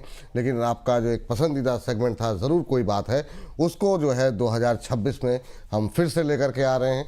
और काफ़ी लोगों की डिमांड थी, काफ़ी सारी प्रतिक्रियाएं हमें मिल रही थी, बहुत लोग उस सेगमेंट को चाह रहे थे, तो हम 2026 से उसका आगाज़ होने जा रहा है। सुबह सुबह आपको एक प्रीमियम कॉल जो है दी जाएगी, उसकी मॉनिटरिंग होगी, और शाम को और जो भी जितने भी टारगेट उसके लिए सेट किए गए जितने दिन के, उसको हम समय समय पर अपने पैमाने पर परखते हुए आपको बताते रहेंगे कहाँ पे लक्ष्य पूरे हो रहे हैं, कहाँ पर लक्ष्य चूक रहे हैं। तो सुबह सुबह बहुत कुछ आपके लिए हम लेने वाले हैं। तो 2026 में लगातार जो भी आपके इष्ट मित्र अभी तक बोनस के साथ नहीं जुड़े हैं, उनसे कहिए कि हमारे साथ लगातार जुड़ते रहें। चलिए आगे बढ़ते हैं, और ये हमारे प्राइम मेंबरशिप अगर आप अभी तक नहीं लिए तो बिल्कुल लीजिए। सब्सक्राइब के ठीक बगल वाली बटन को दबाइए ज्वाइन की, और जो धनराशि यहाँ पर लिखी हुई है उसको पे करके आप हमारे प्राइम मेंबर बन सकते हैं। तो लगातार हमारे जो दर्शक, हमारे परिवार का हिस्सा जो है वो आप बनते रहिए, हमारा उत्साहवर्धन करते रहिए। तो जिन लोगों ने अभी तक ज्वाइन नहीं किया है वो लोग भी प्राइम मेंबरशिप जल्द से जल्द ज्वाइन करें। चलिए, इस बीच हमारे एक दर्शक हैं विपुल सरफाइन के नाम से आईडी बनाए हुए, कह रहे हैं मेरा सवाल तो सुबह भी नहीं लिया गया था, आप तो ले लेते हैं सर, नाराज मत होइए। कह रहे हैं कि विमता लैब या फिर अनंतराज, इनमें से किसमें फ्रेश एंट्री कर सकते हैं, प्लीज़ सजेस्ट कीजिए। अरुण सर क्या टिप्पणी रहेगी अगर दो में से ही चुनना हो तो? कोई है पसंदीदा लैब, मतलब कोई शेयर आपका इन दोनों में से? विमता लैब और अनंतराज, एक रियल एस्टेट से है, एक फार्मा से है। बिल्कुल जी, दोनों ही स्टॉक साइडवेज है फिलहाल के लिए। अगर एक चुनना चाहे तो एक कंडीशनल ले सकते हैं 610 के ऊपर। अगर विमटा लैब निकलता है तो इसको बाय करें, पर फिलहाल मेरी खरीदारी की सलाह दोनों में भी नहीं है। फिर भी अगर एक चुनना चाहे तो विमटा लैब के साथ जाए, पर एक कंडीशनल बाय रखें। 610 के ऊपर निकलता है तो इसको लेके चल सकते हैं। एक मैम जरा देखिए, होनासा कंज्यूमर आज सुबह से ही काफ़ी अच्छा मोमेंटम यहाँ पर बनता हुआ दिखाई दिया है। मैंने काफ़ी पहले सोचा था इस पर बातचीत करने के लिए, मिस हो गया। लेकिन अभी क्या यहाँ पे फ्रेश एंट्री की कोई गुंजाइश है? हमारे एक दर्शक का भी सवाल इस पर आया हुआ है, वो फ्रेश एंट्री लेना चाह रहे हैं।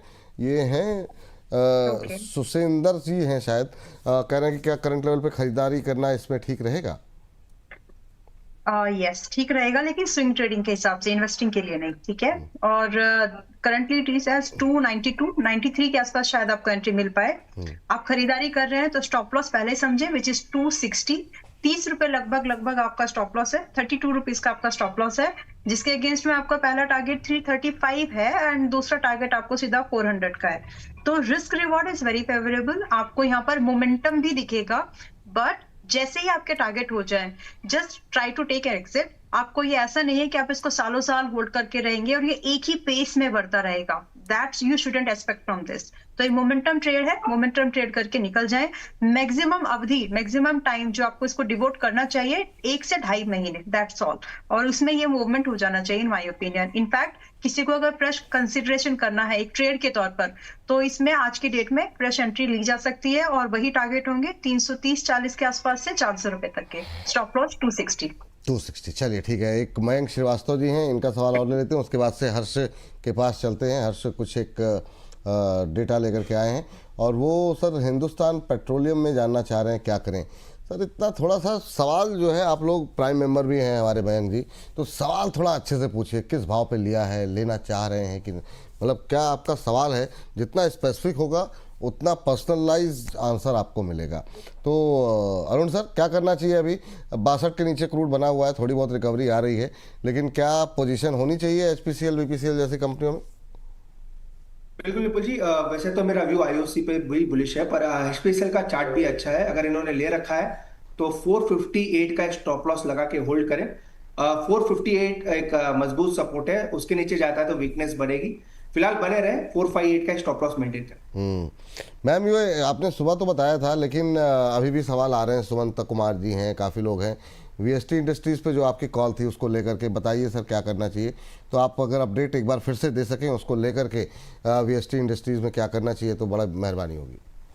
270 का टारगेट दिया था पहला, वेट कर लीजिए, इसमें अभी तो सिर्फ एंट्री रेंज के पास में ही है। Target is very likely 270 285 are the two target जिसके लिए हम इसको होल्ड कर सकते हैं। स्टॉप लॉस जो है वही रहेगा, मेरे ख्याल से 248 या 47 का स्टॉप लॉस था, तो उसके साथ इसमें बने रहिए। चलिए ये बात है, अभी बने रहने की सलाह है। उम्मीद करते हैं सुमंत कुमार जी आपके प्रश्न की लेकर के जो दुविधा है वो जो है दूर हो गई होगी। लेकिन अच्छा, बहुत सारे मतलब ऐसे IPOs भी आए, नए सेगमेंट का आगाज़ कर ही देते हैं। हर्ष हमारे साथ जुड़ चुके हैं, इसको उस सेगमेंट को IPO हो तो ऐसा में ही लेते हैं, तो शुरुआत करते हैं इस सेगमेंट की। IPO हो तो ऐसा।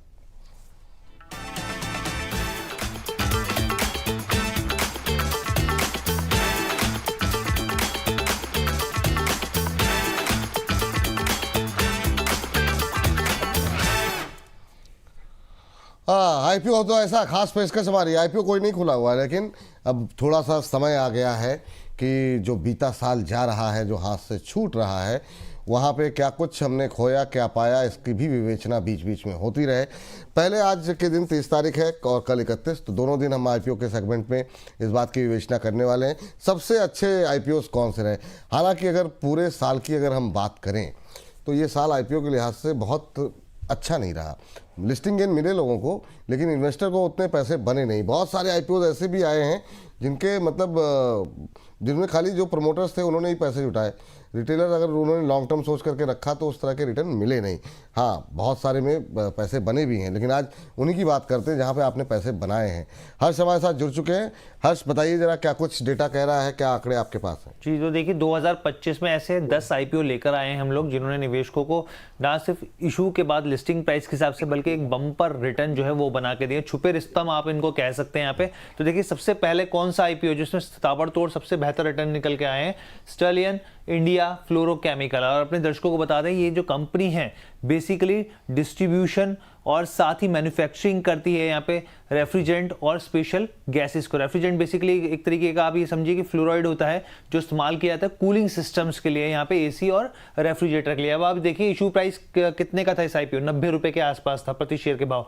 अब आप इशू प्राइस से हमने वर्सेस प्रॉफिट निकाला है, अब तक जो स्टॉक जिस भाव पे पहुंचा है उस हिसाब से आप देखें 171% का बहुत ही शानदार रिटर्न इस पहली कंपनी ने स्टर्लियन इंडिया फ्लोरोकेमिकल ने दिया है। अब हम लोग आगे बढ़ते हैं, दो करके ले सर। हाँ, दो करके कर लेते हैं। ठीक है, चलिए आगे बढ़ते हैं। दूसरी कंपनी की बात कर लेते हैं, एथर एनर्जी। देखिए जब ये IPO आया था बहुत सारे ऐसे थे लोग जो ये कह रहे थे कि इसका जो पूरा फोकस है वो साउथ में, ये बात फैक्ट है, लेकिन देखिए किस तरीके से इसने अपने मार्केट शेयर को नॉर्थ की तरफ भी बढ़ाया है। यहाँ पे लोग ओला की तरफ देखते चले गए और यहाँ पे देखिए क्या ताबड़तोड़ यहाँ पे रिटर्न बनते हुए देखिए। इशू प्राइस जो था 321 रुपए प्रति शेयर के भाव पे था और आप प्रॉफिट देखिए इशू प्राइस से अब तक रिटर्न जो है 128% के बनाकर इसने दिखाए हैं। और ये दोनों ही शेयर ऐसे हैं, इसमें काफ़ी क्वेरी रहती है, खासतौर से एथर को लेकर के काफ़ी लोग के सवाल रहते हैं हमारे पास। खासतौर से ओला के प्रदर्शन के बाद तो ज़्यादा ही लोगों की रुचि बढ़ गई। अरुण सर आपसे शुरू करना चाहेंगे, बताइए इन दो पे आपकी प्रतिक्रियाएं क्या हैं, उसके बाद अगले दो पर अंबाला मैम की राय जानना चाहेंगे। एथर एनर्जी और स्टर्लियन अच्छे रिटर्न दिए हैं, लेकिन क्या यहाँ से भी और अच्छे रिटर्न की संभावनाएं हैं या आपको लगता है पिक आउट हो चुका है? क्या प्रतिक्रिया रहेगी इन दो शेयरों पर? विपुल जी, एथर एनर्जी की पहले बात करते हैं तो एथर एनर्जी का स्टॉक मुझे ही पसंद है। यहाँ से भी मुझे लग रहा है मोमेंटम अच्छा रहना चाहिए। कंपनी भी अच्छी है, फंडामेंटली भी और टेक्निकली भी इसका स्ट्रक्चर काफी अच्छा है। जहां तक टारगेट्स की बात है 850 तक के लेवल्स मुझे लग रहा है विपुल जी एथर में आने चाहिए, तो एथर में तो मेरा पॉजिटिव व्यू है। विपुल जी, स्टैलियन पे कोई व्यू नहीं है, इस कंपनी को मैंने ज्यादा ट्रैक नहीं किया है, और जितना अगर चार्ट देखते हैं तो चार्ट तो अभी भी इसका पॉजिटिव है, नो डाउट बीच में थोड़ा करेक्शन आया था, पर मुझे लग रहा है ये स्टॉक भी हो सकता है आने वाले दिन में अच्छा करे, पर मेरा ज्यादा पॉजिटिव व्यू एथर एनर्जी के साथ ही रहे। एथर एनर्जी भी पॉजिटिव व्यू। अभी भी यहाँ पर कुछ खरीदारी की जा सकती है सर, क्या नीचे आने का वेट करें एथर में? बिल्कुल जी, एज ए डिस्क्लेमर इसमें हमने एथर में अभी हमारा कॉल ओपन भी है, ट्रेडिंग कॉल, उसका टारगेट भी 820 830 तक ही है, तो शॉर्ट टर्म के लिए भी मुझे लग रहा है एथर अच्छा है और लॉन्ग टर्म के लिए भी अच्छा करना चाहिए। चलिए ठीक है, ये बात हो गई एथर को लेकर के। अब अगले दो कंपनियों पे बात करते हैं और अंबाला मैम इस पर उत्तर देंगी। हर्ष बताइए क्या है अगले दो शेयर? तो आगे बढ़ते हैं हम लोग यहाँ पे। अभी देखिए आदित्य इन्फोटेक, इसका आईपीओ आया था, हम तो खैर लगातार कवर करते ही रहते हैं यहाँ पे। उसके समय भी फंडामेंटल्स को लेकर काफी मजबूती की बात की जा रही थी। सीपी प्लस नाम का इसका प्रोडक्ट है, वीडियो सीसीटीवी तमाम तरह की चीजें जो है ये कंपनी जो है इसकी मैन्युफैक्चरिंग में बेचती है यहाँ पे। आप देखिए इशू प्राइस जो इसका था 675 रुपीज प्रति शेयर था, और वहां से आप देखिए जो चला है स्टॉक 120% का मुनाफा जो है ये बनता हुआ दिखा। मार्केट शेयर जो है 20% से ज्यादा का, इसका अच्छा खासा मार्केट शेयर है यहाँ पे। आगे बढ़ते हैं, अगले स्टॉक की बात करते हैं बेलराइज इंडस्ट्रीज को लेके। ऑटो कंपोनेंट कंपनी है यहाँ पर। आप देखिए 90 रुपए के आसपास बेलराइज का यहाँ पे इशू प्राइस आया था, काफी हलचल थी उस समय, क्योंकि जो 90 रुपए के आसपास का जो इशू प्राइस था काफी सस्ता लग रहा था निवेशकों को, और उसके बाद से आप देखिए लगभग डबल निवेशकों का पैसा होता दिखा है इशू प्राइस से लेके अब तक, जहां पे स्टॉक खड़ा है 102% के रिटर्न ये भी आईपीओ जो है या फिर कहें स्टॉक बना चुका है। चलिए, बेलराइज एक और ऐसा शेयर जिसमें काफ़ी अच्छे रिटर्न तो मिले ही मिले हैं, काफ़ी लोगों का पार्टिसिपेशन, ट्रेडर्स से लेकर के इन्वेस्टर तक। अंबाला मैम क्या टिप्पणी रहेगी इन दोनों आईपीओस को लेकर के? पहले तो सीपी प्लस को हम बात करेंगे जो कि अभी 1475 के आसपास में है। तो इसमें डिप में वापस से एंट्री के बारे में जरूर सोचना चाहिए, और उसका सिंपल सा जो रीजन है, कंपनी की जो ब्रांड पोजीशनिंग और मार्केट शेयर है वो डिक्रीज नहीं हुआ, वो इंक्रीज हुआ, जबकि ये इंडस्ट्री ऐसी है जिसमें कि बहुत इजी है एंट्री करना, बट स्टिल इसने जो अपनी पोजीशनिंग बना करके रखी, मतलब अगर आप सीसीटीवी कैमरेज की बात करेंगे तो आपको सीपी प्लस का नाम ही याद आने वाला है, because that kind of marketing and brand positioning it had made for itself. So आगे भी इसमें ये जो ब्रांडिंग की जो मोट होती है ना, वो आगे भी इसमें चलने वाली है।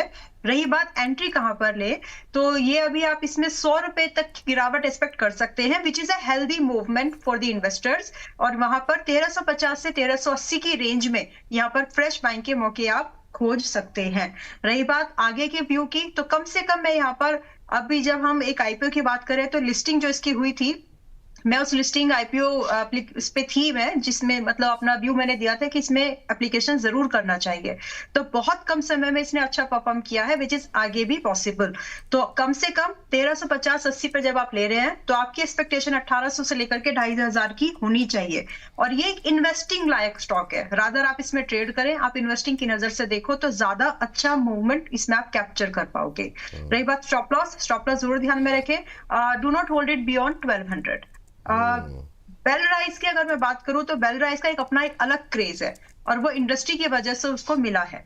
बेलराइज में अगर आप एक इन्वेस्टर हो तो भी it's not too late to enter. अगर आप यहाँ पर 180 के आसपास खरीदारी कर रहे हैं, स्ट्रेटेजिकली करना है, आगे बताऊंगी कैसे, लेकिन अगर आप 182 के आसपास एंट्री कर रहे हैं then you should expect a minimum movement of 230। 230 का एक पहला टारगेट आराम से एक्सपेक्ट करिए, और कम से कम 250 का सेकंड टारगेट। नाउ 182 पर लेने वालों को पूरा पैसा एक बार में नहीं डालना चाहिए, they can expect a little small pull back up to 170। 170 के आसपास थोड़ा बहुत और आप इसमें एडिशन करके एक कंबाइंड स्टॉप लॉस 154 का फॉलो करके ये जो दो टारगेट्स दिए हैं 230 एंड 250 का वेट कर 220 एंड 250 का वेट कर सकते हैं। तो दोनों स्टॉक्स अलग अलग कैटेगरी से हैं और अलग नजरिए से आप इनको होल्ड करना है। तो बेलराइज करंट प्राइस पर भी ले सकते हैं, लेकिन सीपी प्लस का वेट करिए अच्छी एंट्री के। चलिए ठीक है, चलिए अगली कंपनी के लिए चलते हैं हर्ष के पास। हर्ष बताइए जी। एक और यहाँ पे जो अभी पीछे ही कुछ वक्त पहले लिस्ट होती हुई कंपनी देखिए, मीशो की बात कर लेते हैं। यहाँ पे ई कॉमर्स प्लेटफॉर्म है, हम लोग लगातार फाइनेंशियल्स पर चर्चा कर रहे थे और कंपनी जो थी हमने देखा था कि लॉस मेकिंग थी यहाँ पे साफ तौर पे। लेकिन अगर आप इशू प्राइस की बात करें 111 रुपये प्रति शेयर के भाव पर यहाँ पे जो इशू प्राइस आया था, और उसके बाद से जो स्टॉक चला है तो पीछे मुड़ के देखने का नाम नहीं लिया। हालांकि कुछ दिन में बीच में प्रॉफिट बुकिंग हावी होती दिखी, लेकिन अभी भी आप देखिए अपने यहाँ पर इशू प्राइस से 71% जो है चढ़ चुका है। उसके बाद आगे बढ़ते हैं हम लोग, अगली कंपनी की बात करते हैं पे जेन रिसोर्स रिसाइकलिंग थीम काफी पसंद आई कंपनी को। देखिए ये कंपनी जो है वो नॉन फोरस जो मेटल्स होते हैं उनकी रिसाइकलिंग करते हैं, बहुत बड़े लेवल पर रिसाइकलिंग करती है यहाँ पे। तो आप देखिए इशू प्राइस जो है 232 रुपए प्रति शेयर के भाव था यहाँ पे, और वहां से स्टॉक चलते चलते 70% तक का मुनाफा निवेशकों को देकर गया है। ये बात यहाँ पर निकल के आई है। अरुण सर, आपकी टिप्पणी क्या रहेगी इन दो शेयरों पे? विपुल जी, मीशो की जहां तक बात है, मीशो का ओवरऑल जो प्रॉस्पेक्ट्स है वो अच्छे है विपुल जी, पर शॉर्ट टर्म में मेरे को लग रहा है एक करेक्शन आ सकता है। जितने भी डेटा अवेलेबल है 175 170 तक शायद लेवल्स आ जाए, पर लॉन्ग टर्म में मुझे लग रहा है विपुल जी ठीक ठाक रहना चाहिए ओवरऑल जहां तक इस कंपनी की बात है। और जेन रिसोर्सिंग का मुझे लग रहा है विपुल जी ये कंपनी काफी बेहतरीन है, नो डाउट अभी तक परफॉर्मेंस भी अच्छा रहा है, पर मुझे लग रहा है लॉन्ग टर्म के लिए भी अगर इसमें करेक्शन आता है 370 360 तक, तो वहां पे इसको जरूर लेना चाहिए। लॉन्ग टर्म प्रॉस्पेक्ट्स भी इस पे काफी अच्छे हैं। टारगेट की जहां तक बात है 465 तक के टारगेट्स जेन रिसाइकलिंग में रहेंगे। तो अभी सर मतलब जिनके पास है वो होल्ड करें, और जो जिनके पास नहीं है क्या आपकी बात सुनकर के खरीद भी सकते हैं या वेट करना चाहिए अभी? विपुल जी, जेन रिसाइकलिंग जो है वो तो डेफिनेटली ले सकते हैं। मीशो में करेक्शन का वेट करें, क्योंकि रौनक थोड़ा आया है और करेक्शन मोड में अभी भी स्टॉक चल रहा है, तो मीशो में थोड़ा करेक्शन का वेट करें, जेन रिसोर्स रिसाइकलिंग को लेके चल सकते। ठीक। अच्छा सर, चूंकि आपसे मैंने समय 2 बजे तक का लिया था, क्या 2-4 मिनट का समय है आपके पास, या फिर अगर कहीं आपका दूसरी जगह कार्यक्रम हो तो आप डिस्क्लोजर दे सकते हैं सर? विपुल जी कोई दिक्कत नहीं है, 2-5 मिनट आप एक्सटेंड कर सकते हैं। ठीक सर। चलिए अगले जो है आईपीओ के बारे में जो बीते साल के रहे हैं उस पर बातचीत कर लेते हैं। जी हर्ष बताइए। जी, उसके बाद हम लोग बढ़ते हैं आगे, क्वालिटी पावर इलेक्ट्रिकल्स की बात करते हैं। और सही में क्वालिटी जो है यहाँ पर निवेशकों को मिली है यहाँ पर। और अपने दर्शकों को हम लोग बता दें, जो basically high voltage electrical equipments होते हैं उसकी जो है कंपनी जो सोल्यूशंस प्रोवाइड करती है। यहाँ पे इशू प्राइस 425 रुपये प्रति शेयर के भाव तय किया गया था। वहाँ से कंपनी का प्रॉफिट देखिए 69% तक इशू प्राइस से बढ़ता हुआ दिखा है, काफ़ी बेहतरीन रिटर्न देता हुआ दिखा है। इसके बाद अगली कंपनी की तरफ बढ़ते हैं, प्रोस्टाम इन्फो सिस्टम्स की बात कर लेते हैं। यहाँ पे एनर्जी स्टोरेज को लेकर कंपनी जो है बहुत ही शानदार जो है इसके फंडामेंटल्स के हिसाब से देखें आप तो कंपनी ना सिर्फ यहाँ पे मैन्युफैक्चरिंग करती है बल्कि यहाँ पे सेलिंग डिस्ट्रीब्यूशन तमाम तरह की चीज़ें करती है यहाँ पे। तो इशू प्राइस जो था 105 रुपये प्रति शेयर का भाव था, और वहाँ से आप देखिए चलते चलते स्टॉक ने 66% के बेहतरीन रिटर्न दिए हैं। ये 2 पे चलते हैं अंबाला जी के पास, लेकिन उससे पहले जरा निफ्टी का चार्ट देख लेते हैं एक बार। और जो है रिकवरी एक बार फिर से आई है निफ्टी के अंदर, और जो हमारे अभी तक का जो फॉल चल रहा है, अब धीरे धीरे करके जो 60 अंक की तेज़ी वाले हैं वो भी थोड़े थोड़े करके बढ़ रहे हैं। हालांकि 20 अंक की तेज़ी वाले भी 21% पहुंच गए, हरे निशान में पहुंचता हुआ निफ्टी 2 अंकों की मजबूती अब देखने को मिल रही है, 25,944 25,945। तो सुबह भी जो है अब ये देखना है कि 25,900 के ऊपर बंद होता है, 26,000 के आसपास बंद होता है, या फिर 25,800 के आसपास जाता है। इस पर निगाहें लगी हुई है। लोअर लेवल से एक बार फिर से ये जो है एक्सपायरी का दिन होता ही इस तरीके का ख़तरनाक है, और एक ऊपर से वॉल्यूम भी काफ़ी कम है। तो देखिए अब हरे लाल के बीच में झूलता हुआ। जी हमारा मैम बताइए इन दो शेयरों के बारे में आपकी टिप्पणी क्या रहेगी?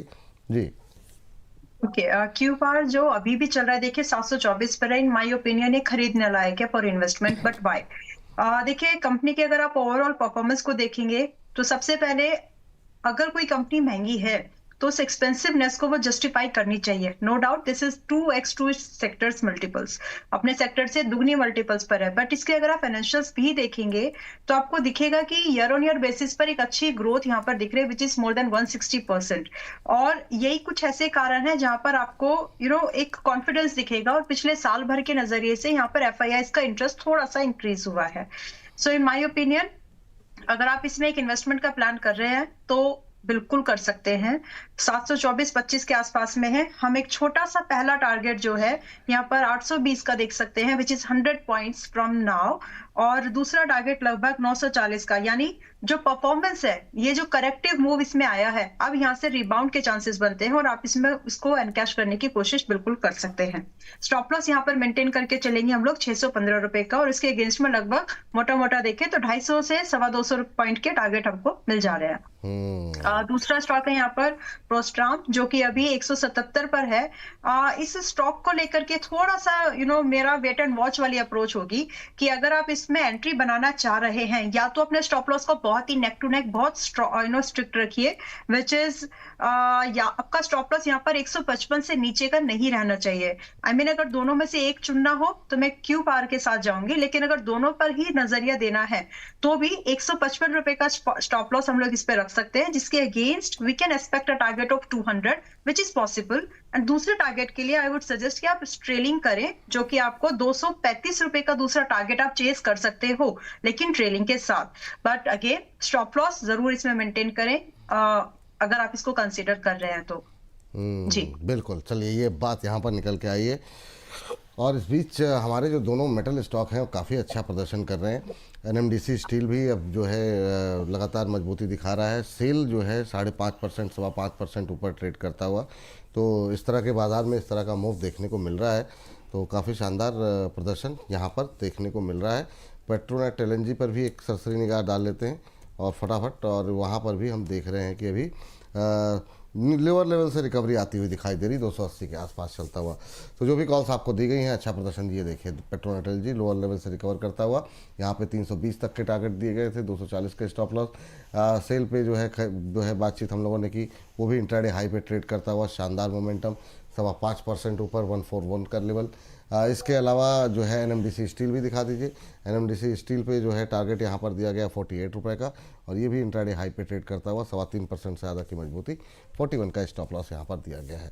चलिए अगले जो है ये आखिरी है सर, आखिरी दो कंपनियां, आखिरी दो कंपनियां। चलिए हर्ष बताइए। जी चलिए आखिरी दो कंपनियों की तरफ देख लेते हैं। यहाँ पे कौन सी कंपनियां यहाँ पर किस तरीके के यहाँ पर रिटर्न मिलते हुए दिखे। आप ये देखिए एनलॉन हेल्थ केयर की बात करते हैं, बेसिकली एपीआई कंपनी है यहाँ पर, और आप देखिए इशू प्राइस जो है 91 रुपीज़ प्रति शेयर के भाव था, और वहाँ से जो है करीब 62% अपने इशू प्राइस से चलता हुआ दिखा है। इसके बाद आगे बढ़े, आखिरी जो कंपनी है हमारी उसकी भी बात कर लेते हैं। Billion brains garage ventures grow जो है काफ़ी ज़्यादा रिटेल निवेशकों के रडार पर आया ये स्टॉक, और आप देखिए 100 रुपये प्रति शेयर के भाव का इशू प्राइस था, और वहाँ से 59% जो स्टॉक है रिटर्न दे चुका है।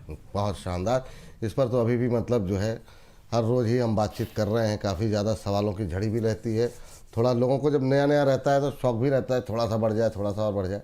मैम काफ़ी शानदार प्रदर्शन रहा है इसका भी, मतलब जो है अब काफ़ी लोगों को वैल्यूएशन को लेकर के चिंताएं हो रही हैं, क्या टिप्पणी रहेगी इन दो हाल के लिस्टिंग आईपीओ पे? वैल्यूएशन की चिंता को हम सेक्टर से जोड़ के जरूर देखना चाहिए, इंडस्ट्री स्पेसिफिकली। तो ये इंडस्ट्री जो है इसका एक अलग इसका एक अलग एडवांटेज है।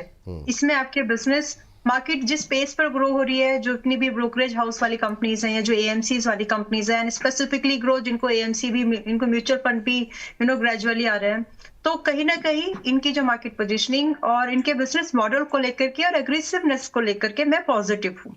तो फ्रेश एंट्री करना है कर सकते हैं। 130 इज द स्टॉप लॉस, जिसमें इसके नीचे ना तो होल्ड करना ना ही उससे पहले एग्जिट करना चाहिए।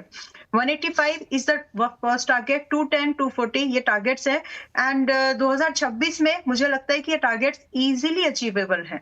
तो इससे ज्यादा गया तो वो जिसके अगर होल्ड करेंगे तो उनके लिए, लेकिन इतने तो पॉसिबल यहाँ पे बिल्कुल बनते हैं। तो फ्रेश एंट्री के लिए ठीक ठाक लग रहा है, कोई प्रॉब्लम नहीं लगती। अरुण सर आपकी भी राय जानना चाहेंगे, क्योंकि ग्रो अभी सबसे ज़्यादा ट्रेंड में है, काफ़ी लोग जानना चाहते हैं इन दोनों स्टॉक्स पे। मैं चाहूँगा कि इसको ज़रा बदलते भी रहें स्क्रीन पर, कि दोनों ही शेयरों के नाम आते रहें, तो इन दोनों पे आपकी राय जानना चाहेंगे सर अभी। विपुल जी ग्रो पे तो पॉजिटिव रहा है, नो डाउट डिप का वेट किए थे पर वो डिप आया नहीं और मोमेंटम ऊपर की तरफ निकल गया है। पर इस स्टॉक पे मेरा पॉजिटिव नजरिया है, वो आने वाले दिन में कंपनी काफी अच्छा कर सकती है। नो डाउट ग्रोथ के लिए ज्यादा ट्रिगर नहीं है, क्योंकि ऑलमोस्ट आप कह सकते हैं एक one of the highest share market share है, पर मुझे लग रहा है पॉजिटिव रहना चाहिए। टारगेट की जहां तक बात है 180 185 तक के टारगेट्स ग्रो में देखने को मिल सकते हैं। ठीक सर। और दूसरी कंपनी सर जिसपे कि एनलॉन हेल्थ केयर, क्या ये ट्रैक किया है कभी आपने, और अगर किया हो तो आपकी टिप्पणी जानना चाहेंगे। इशू प्राइस इसका 91 के आसपास था, और वहाँ से अगर हम देखें तो 50-60% के 60% से ज़्यादा के रिटर्न आते हुए दिखाई दे रहे हैं, क्या टिप्पणी रहेगी? बिल्कुल जी, ये ट्रैकिंग में आया तो नहीं है, पर चूंकि इसका चार्ट मेरे सामने, चार्ट के हिसाब से देखें तो पॉजिटिव लग रहा है जितना भी डेटा अवेलेबल है, पर ज्यादा कोई इसमें कमेंट नहीं रहेगा विपुल जी, क्योंकि यूजुअली मेरे ट्रैकिंग में रहता है। चलिए ये बात है यहाँ पर। तो तो अब इस सेगमेंट को समाप्त करने का वक्त हो चुका है। हर्ष, बहुत बहुत शुक्रिया, और उम्मीद करते हैं कि इस सेगमेंट में वो लोग जो कि आईपीओ बाजार में पैसे लगाए लॉन्ग टर्म का सोच करके या मीडियम टर्म का सोच के, और जिनको लॉस हो रहा है, वो जो है कल हमारे साथ अवश्य जुड़े, क्योंकि उन शेयरों को भी लेकर के पूरा लेंस वेंस लेकर के हर्ष लेकर के आएंगे और समझाएंगे, बताएंगे कि कहाँ कहाँ पर वो आईपीओ जिन्होंने काफ़ी खराब प्रदर्शन किया है। तो थैंक यू, बहुत बहुत धन्यवाद हर्ष तमाम जानकारी देने के लिए। अरुण सर, आपका भी बहुत बहुत शुक्रिया, बहुत बहुत धन्यवाद आज की इस चर्चा में जुड़ने के लिए और समय को और एक्सटेंड करने के लिए। कोई डिस्क्लोजर आपकी तरफ से सर? विपुल जी, एनएमडीसी स्टील जो हमने दिया है 42.8 में हमने भी इनिशिएट किया है। अपने शो पे जब अब दिया था 43.1 के आसपास था, वो एक डिस्क्लोजर जरूर रहेगा। और सेकेंडली विपुल जी, एलटीएफ पे भी आज मॉर्निंग में हमने कॉल दिया था, वो भी हमने क्लाइंट्स के साथ शेयर किया है, तो वो एक डिस्क्लोजर है। बाकी जो भी स्टॉक्स डिस्कस किए विपुल जी, क्लाइंट्स के पास जरूर हो सकते हैं। पर्सनली मेरे पोर्टफोलियो में कोई भी स्टॉक नहीं। बहुत बहुत शुक्रिया, बहुत बहुत धन्यवाद सर आज की इस चर्चा का हिस्सा बनने के लिए, अपनी तमाम टिप्पणियों के लिए बहुत बहुत धन्यवाद आपका। चलिए, तो अब इस सेगमेंट में फिलहाल के लिए इतना ही।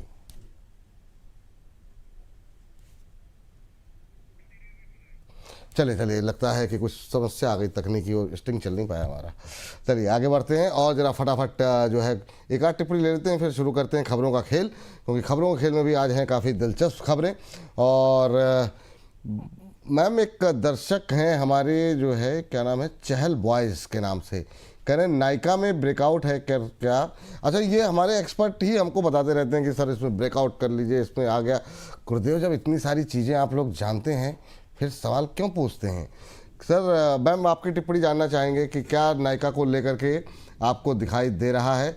यहाँ पर हमारे एक दर्शक हैं, वो कह रहे हैं कि सर क्या यहाँ पर ब्रेकआउट है, कब पैटर्न बन रहा है, कप एंड हैंडल पैटर्न बन रहा है, बताइए ज़रा, क्या टिप्पणी रहेगी आपकी? देखिए, आप एक ब्रेकआउट प्लेयर हैं, तो पहले तो आप ये समझे कि ब्रेकआउट में हमेशा आपका रिस्क रिवॉर्ड स्टॉप लॉस को ज्यादा प्रायोरिटी देनी चाहिए। तो yes, there is a breakout, but ये ज्यादा चल कितना सकता है वो आप समझ लें। नायका अभी 265 266 के पास आपको मिल रहा है, खरीदिए, आपकी इच्छा है तो ब्रेकआउट प्ले करना है, नो प्रॉब्लम विद दैट। लेकिन 280 से लेकर के 310 तक के टारगेट को आप चेस करो, इससे ज्यादा की एक्सपेक्टेशन नहीं रखिए। वो वाला मूवमेंट मत एक्सपेक्ट करिए जो आपने अप्रैल 2025 से दिसंबर तक देखा है, वो वाला मूवमेंट की एक्सपेक्टेशन नहीं है। स्टॉप लॉस जरूर आप ध्यान में रख लें कि 250 से नीचे ना रखें इसको, तो रिस्क रिवॉर्ड फेवरेबल है, you can play around it, आप इसको देख सकते हैं। ठीक है, ये बात है। यहाँ पर ये एक हमारे दर्शक हैं, इनका व्हाट्सएप मैसेज में पढ़ रहा हूँ, संपत कुमार कसम जी कह रहे हैं, विपुल जी को नमस्कार, my regular viewer of your channel. मेरे पास एक तो MIC ले रखा, कह रहे हैं मोदी रबर अंबाला मैडम ने स्विंग ट्रेडिंग कॉल पे 146 पे 146 पे इन्होंने 400 लिया। सर, अंबाला मैम ने 146 पे दिया ही नहीं, 108 109 पे आपने 110 पे ले लेते, 112 पे 120 पे। चलिए खैर, कह रहे कल मैंने 167 में सेल करना तो टेक्निकल इशू की वजह से नॉट पॉसिबल हुआ और शाम तक लॉस में आ गए। अब सर, जो शेयर मतलब 108 से 167 तक गया है, उसमें सेलिंग भी तो वैसी ही आएगी ना, 2-3 दिन के अंदर उसमें इस तरह का मूव रहा, तो ये तो आपके पार्ट से थोड़ी सी चूक हुई है। मैम, अगर कोई फंस गया, मतलब हालांकि मौका पर्याप्त था, ये इनकी लापरवाही है, कई बार इंसान थोड़ी सी लालच के चक्कर में भी फंस जाता है कि आज 170 है, 167 है, तो 200 कल होगा। आप क्या सलाह देंगी, कुछ टिप्पणी करना चाहेंगे इस पर? नहीं, इसको अभी दोबारा एंट्री नहीं लेना है। दोबारा एंट्री यहाँ पर 110 के आसपास ही बनेगा, 110 के आसपास, 115 के आसपास।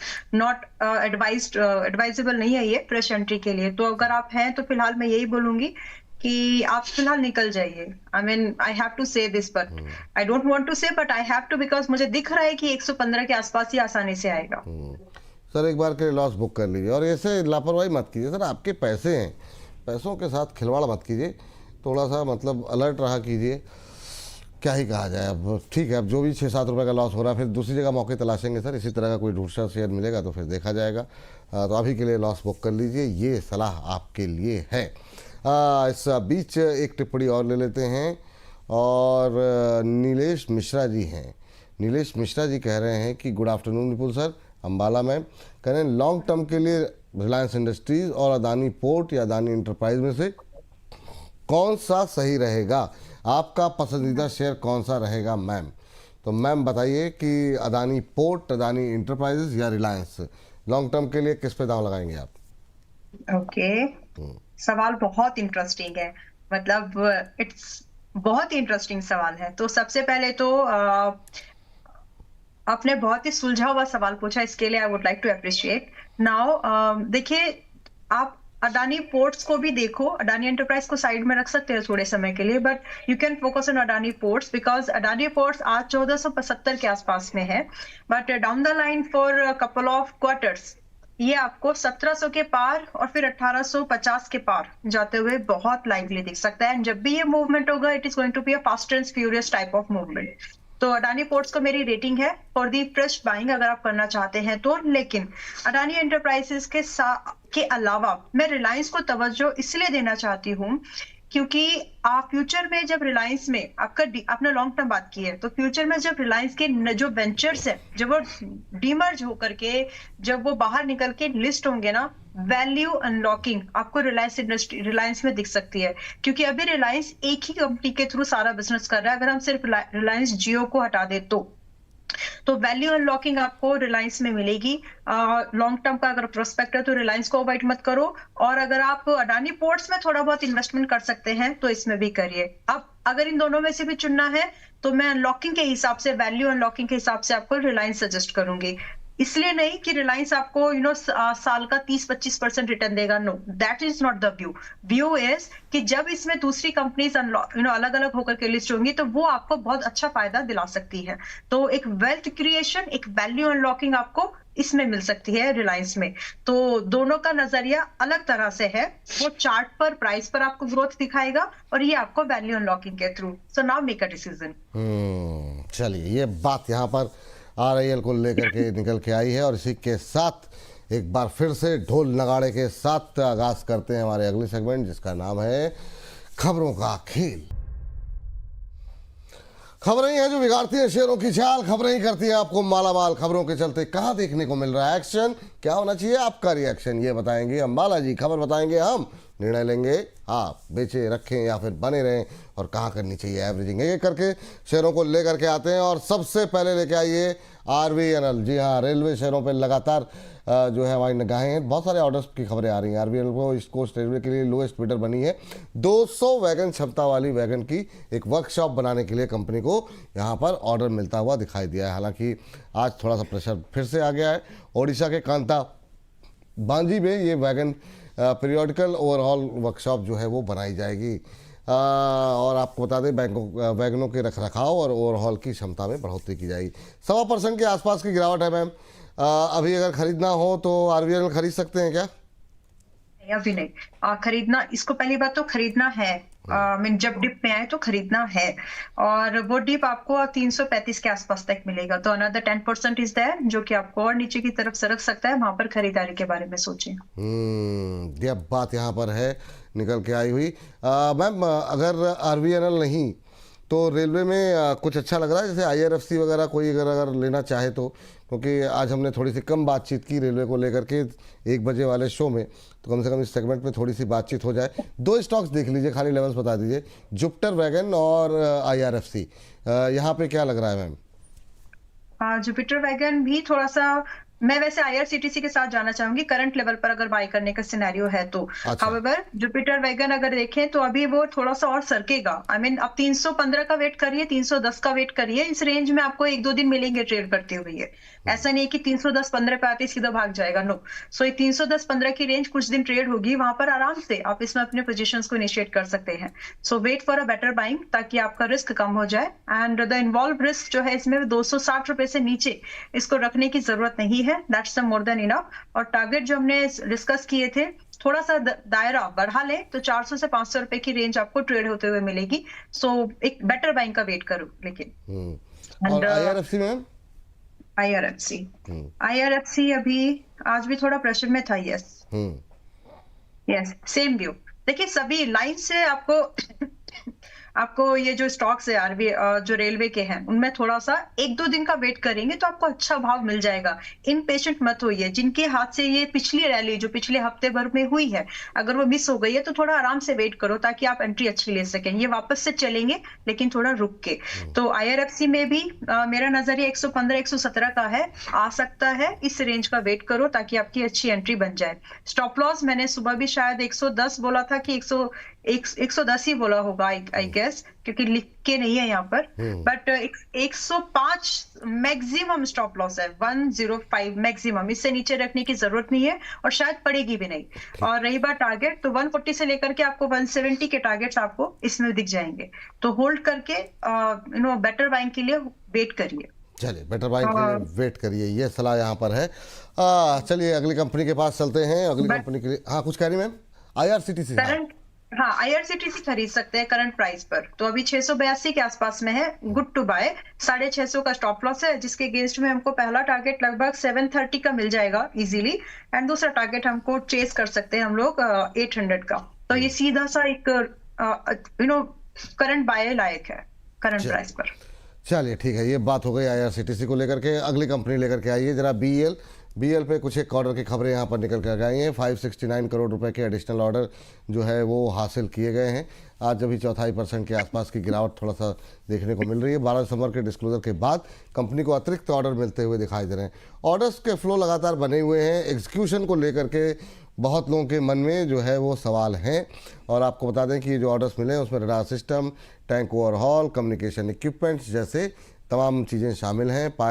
Fire control system, simulator, antenna stabilisation system, supply जैसी चीज़ें शामिल हैं। चलिए अभी जो है मैम क्या करना चाहिए? 392 के आसपास चल रहा है, आपने शायद सुबह बोला था और नीचे आने पहले। यस थोड़ा सा 390 370 391 के आसपास अभी है। थोड़ा सा नीचे आएगा ये, आपको 370-75 तो मिल जाएगा। तो उसका वेट कर लीजिए ताकि एक बेटर बाइंग मिले। और रही बात ऑर्डर बुक की, तो इन कंपनीज में order book was never a problem. ये तो कभी कंसर्न था ही नहीं। सिर्फ समय टाइमिंग वगैरह का जो कंसर्न आता है, वैल्यूएशन पर जो एक कंफर्ट आता है, बस वही चीजें होती है। अभी बजट की तैयारी भी हो रही है। वैल्यूएशन के पार्ट पर देखेंगे तो स्टॉक्स उतने महंगे नहीं है जितने की एक समय पर ये हो रहे थे। तो ये सारी चीजें जब एक साथ होंगे तो स्टॉक्स चलेंगे, प्लस टेक्निकल चार्ट आपका सपोर्ट देना चाहिए। सो 375 के आसपास ये अपने 200 दिन के मूविंग एवरेजेस पर होगा। साथ में अगर आप इसके RSI वगैरह को भी ट्रैक करेंगे तो वो भी ओवरसोल्ड कंडीशन में जाएगी, एंड आप सेक्टर से सस्ते हैं।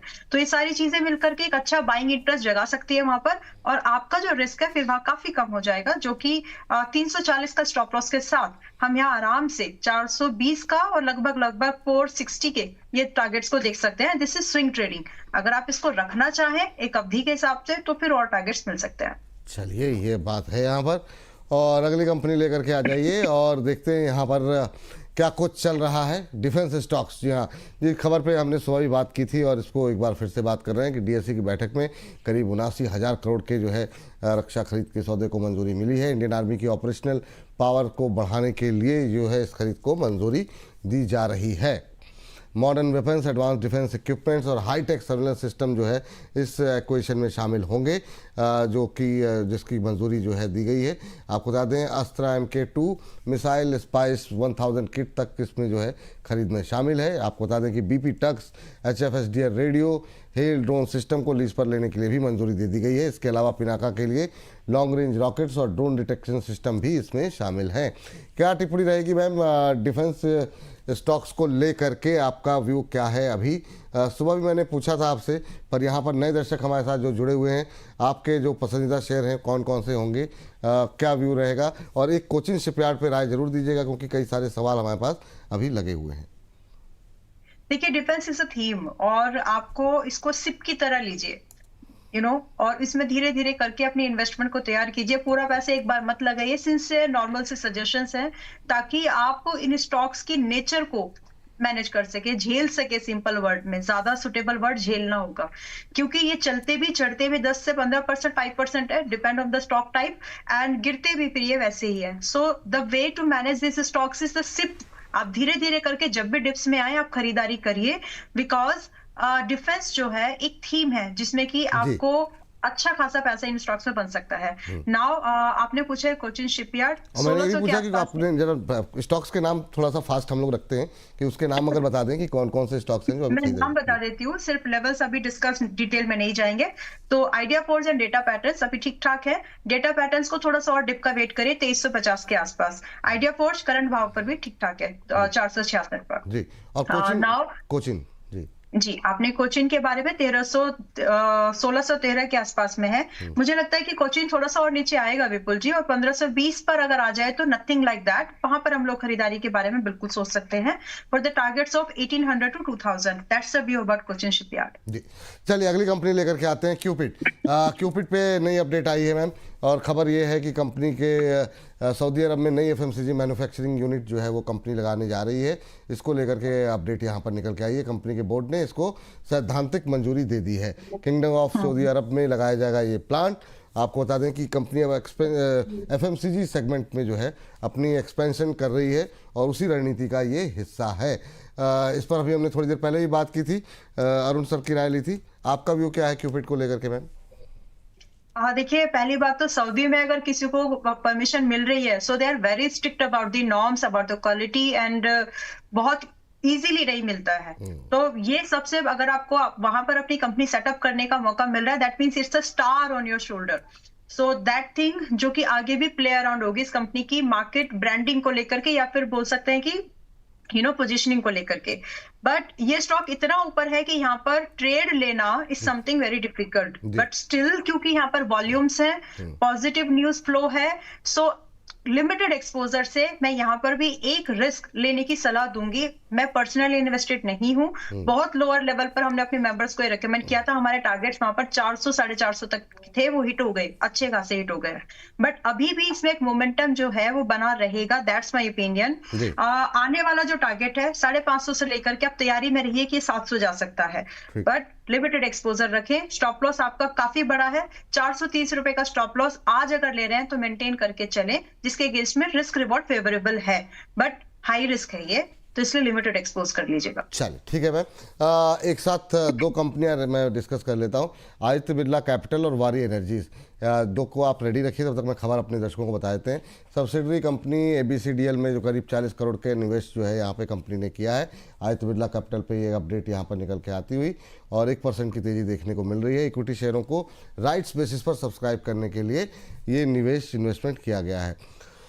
वारी कैपिटल को, वारी एनर्जीज को लेकर आज सुबह से काफ़ी सवाल थे, डिस्कस हो नहीं पाए क्या जो है, लेकिन आज जो है अपडेट यहाँ पर आई है। गुजरात में 3.05 गीगावाट की क्षमता का सोलर इन्वर्टर मैन्युफैक्चरिंग यूनिट जो है वो यहाँ पर लगाया गया है। ये अपडेट यहाँ पर निकल के आई है और सब्सिडी के ज़रिए लगाई गई यही नई जो यूनिट है अब वो कामकाज करने लगी है, यानी ऑपरेशनल हो चुकी है। आधा पौना % के आसपास की गिरावट 2903 के आसपास ट्रेड करता हुआ। नई फैसिलिटी से रिन्यूएबल एनर्जी इकोसिस्टम को मजबूती मिलेगी।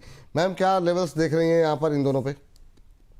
वारी एनर्जी में आने वाला टारगेट जो हम यहाँ पे 3300 का देख सकते हैं एज अ टारगेट, और करंट लेवल पर भी बाई किया जा सकता है, जिसमें कि 3300 से 3800 के भाव एज अ टारगेट हम देखेंगे। स्टॉप लॉस जरूर मेंटेन करके चले। और मैं एक चीज और बोलूंगी, स्टॉक को एनालाइज करने के बाद में, दोनों स्टॉक्स को एनालाइज करने के बाद, इसमें स्टॉप लॉस आपका 2500 का रख के चलें, और थोड़ा सा अगर आप दायरा बढ़ा लें तो हो सकता है कि आपको 3800 से ज्यादा की भी टारगेट मिल जाए। और दूसरा स्टॉक है AB कैपिटल, जो कि अभी 350 के पास में है, ऑल टाइम हाई के पास में है। तो थोड़ा सा आप वेट एंड वॉच करिए बेटर एंट्री का। This is really not the right time to enter in this one. Approximately आपको 300 के आसपास ये मिल जाएगा। वेट करेंगे तो कुछ समय के बाद में 350 310 पर इसमें फ्रेश एंट्री के बारे में सोचा जा सकता है, बट नॉट एट 350। ठीक, चलिए मैम जाने से पहले एक सवाल आया था ओरिएंट सीमेंट को लेकर के, काफ़ी लोग जानना चाह रहे हैं, और चूंकि ये इस पर हम PSU के आसपास ही रखेंगे। कॉपर पे एक बार फिर से अगर आप व्यू दे दें बहुत संक्षेप में, सिर्फ लेवल्स के बारे में, हिंदुस्तान कॉपर को लेकर के, और ओरिएंट सीमेंट, क्या कोई गुंजाइश है यहाँ पर? ओरिएंट सीमेंट तो विपुल जी एक ट्रेड भी था, और आपने ट्रेड दिया था, उसी पे सवाल आया हुआ है कि मैम ने बोला था, इसी पे सवाल आया ना। इसमें जो टारगेट, एक मिनट चेक भी कर लेने दीजिए कि टारगेट 200 का है इस पे, जो कि अभी हिट नहीं हुआ है। So still in buying range. किसी को खरीदना है, कंसीडरेशन में लाना है तो ला सकते हैं। ड्राई वॉल्यूम है एकदम, लेकिन डिस्ट्रप्शन यहाँ पर मुझे लगता है कि होगा। तो 200 रुपए के टारगेट के लिए फिर 260 300 एक मिड टर्म व्यू है ये, आप इसको फिलहाल कंसीडर कर सकते हैं। स्टॉप लॉस यहाँ पर 148 रुपए का दिया था, जो कि अभी भी इंटैक्टेड है। दूसरा कौन सा स्टॉक था? दूसरा ma'am Hindustan copper. Hind copper तो मतलब कोई सवाल अभी भी इसमें आपको डिप मिलेंगे तो आप खरीदिए। मैं बार बार वही बोल रही हूँ कि ये जो रैली है, कमोडिटीज की जो रैली है, ये ड्रिवन बाय सेंटिमेंट नहीं है, ड्रिवन बाय रियल फैक्टर्स है। तो उस रैली का पार्ट बनने की कोशिश करो। चाहे अभी रही बात कहां तक टारगेट है, तो टारगेट हम ऑलरेडी डिस्कस कर चुके हैं। 650 800 की बात शायद मैंने की है इससे पहले भी। अभी भी अगर आप चाह रहे हो तो इस तरह से आए कि अगर ये 10 से 15% आपकी बाइंग से करेक्ट हो तो आपको दर्द नहीं होना चाहिए। You should be comfortably able to add something in that. ये क्लैरिटी रखिए, लिख लीजिए, पैसा लगाने से पहले लिख लो कि ये करना है, क्योंकि ये होगा तो आपको परेशानी फिर होनी नहीं चाहिए। रही बात स्टॉप लॉस, तो मेरी नजर में इसका एक स्ट्रिक्ट स्टॉप लॉस दूर है 400 रुपए का, और ज्यादा कंफर्टेबल बाइंग या फिर एवरेज करने के लिए जो बाइंग प्राइस है वो 460 450 पर है। तो स्टॉक मोमेंटम अभी भी रहेगा। चलिए डिस्क्लोजर मैम आपकी तरफ से। यस, काफी सारे स्टॉक्स डिस्कस हुए हैं विपुल जी। आई मीन लाइन से बहुत सारे स्टॉक्स ऐसे हैं जो अपने अपने मेंबर्स को प्रीमियम कम्युनिटी में अपने रेकमेंड किए हैं स्विंग ट्रेडिंग के लिए, इन्वेस्टमेंट के लिए। सो सिमिलर व्यू, जो भी व्यू रहता है कि अनबायस्ड, वो यहाँ पर भी मैं शेयर करती हूँ। साथ में कुछ भी अगर जो भी स्टॉक्स मैंने डिस्कस किए हैं, आज कोई ऐसा स्टॉक नहीं जो पर्सनली मेरे पर्सनल होल्डिंग में हो as of now. That's all. And trading and investment are subject to market risk. समझते हुए काम करिए। Thank you. प्रतिभूति बाजार में निवेश बाजार जोखिमों के अधीन है। निवेश करने से पहले सभी संबंधित दस्तावेजों को ध्यान से पढ़ें।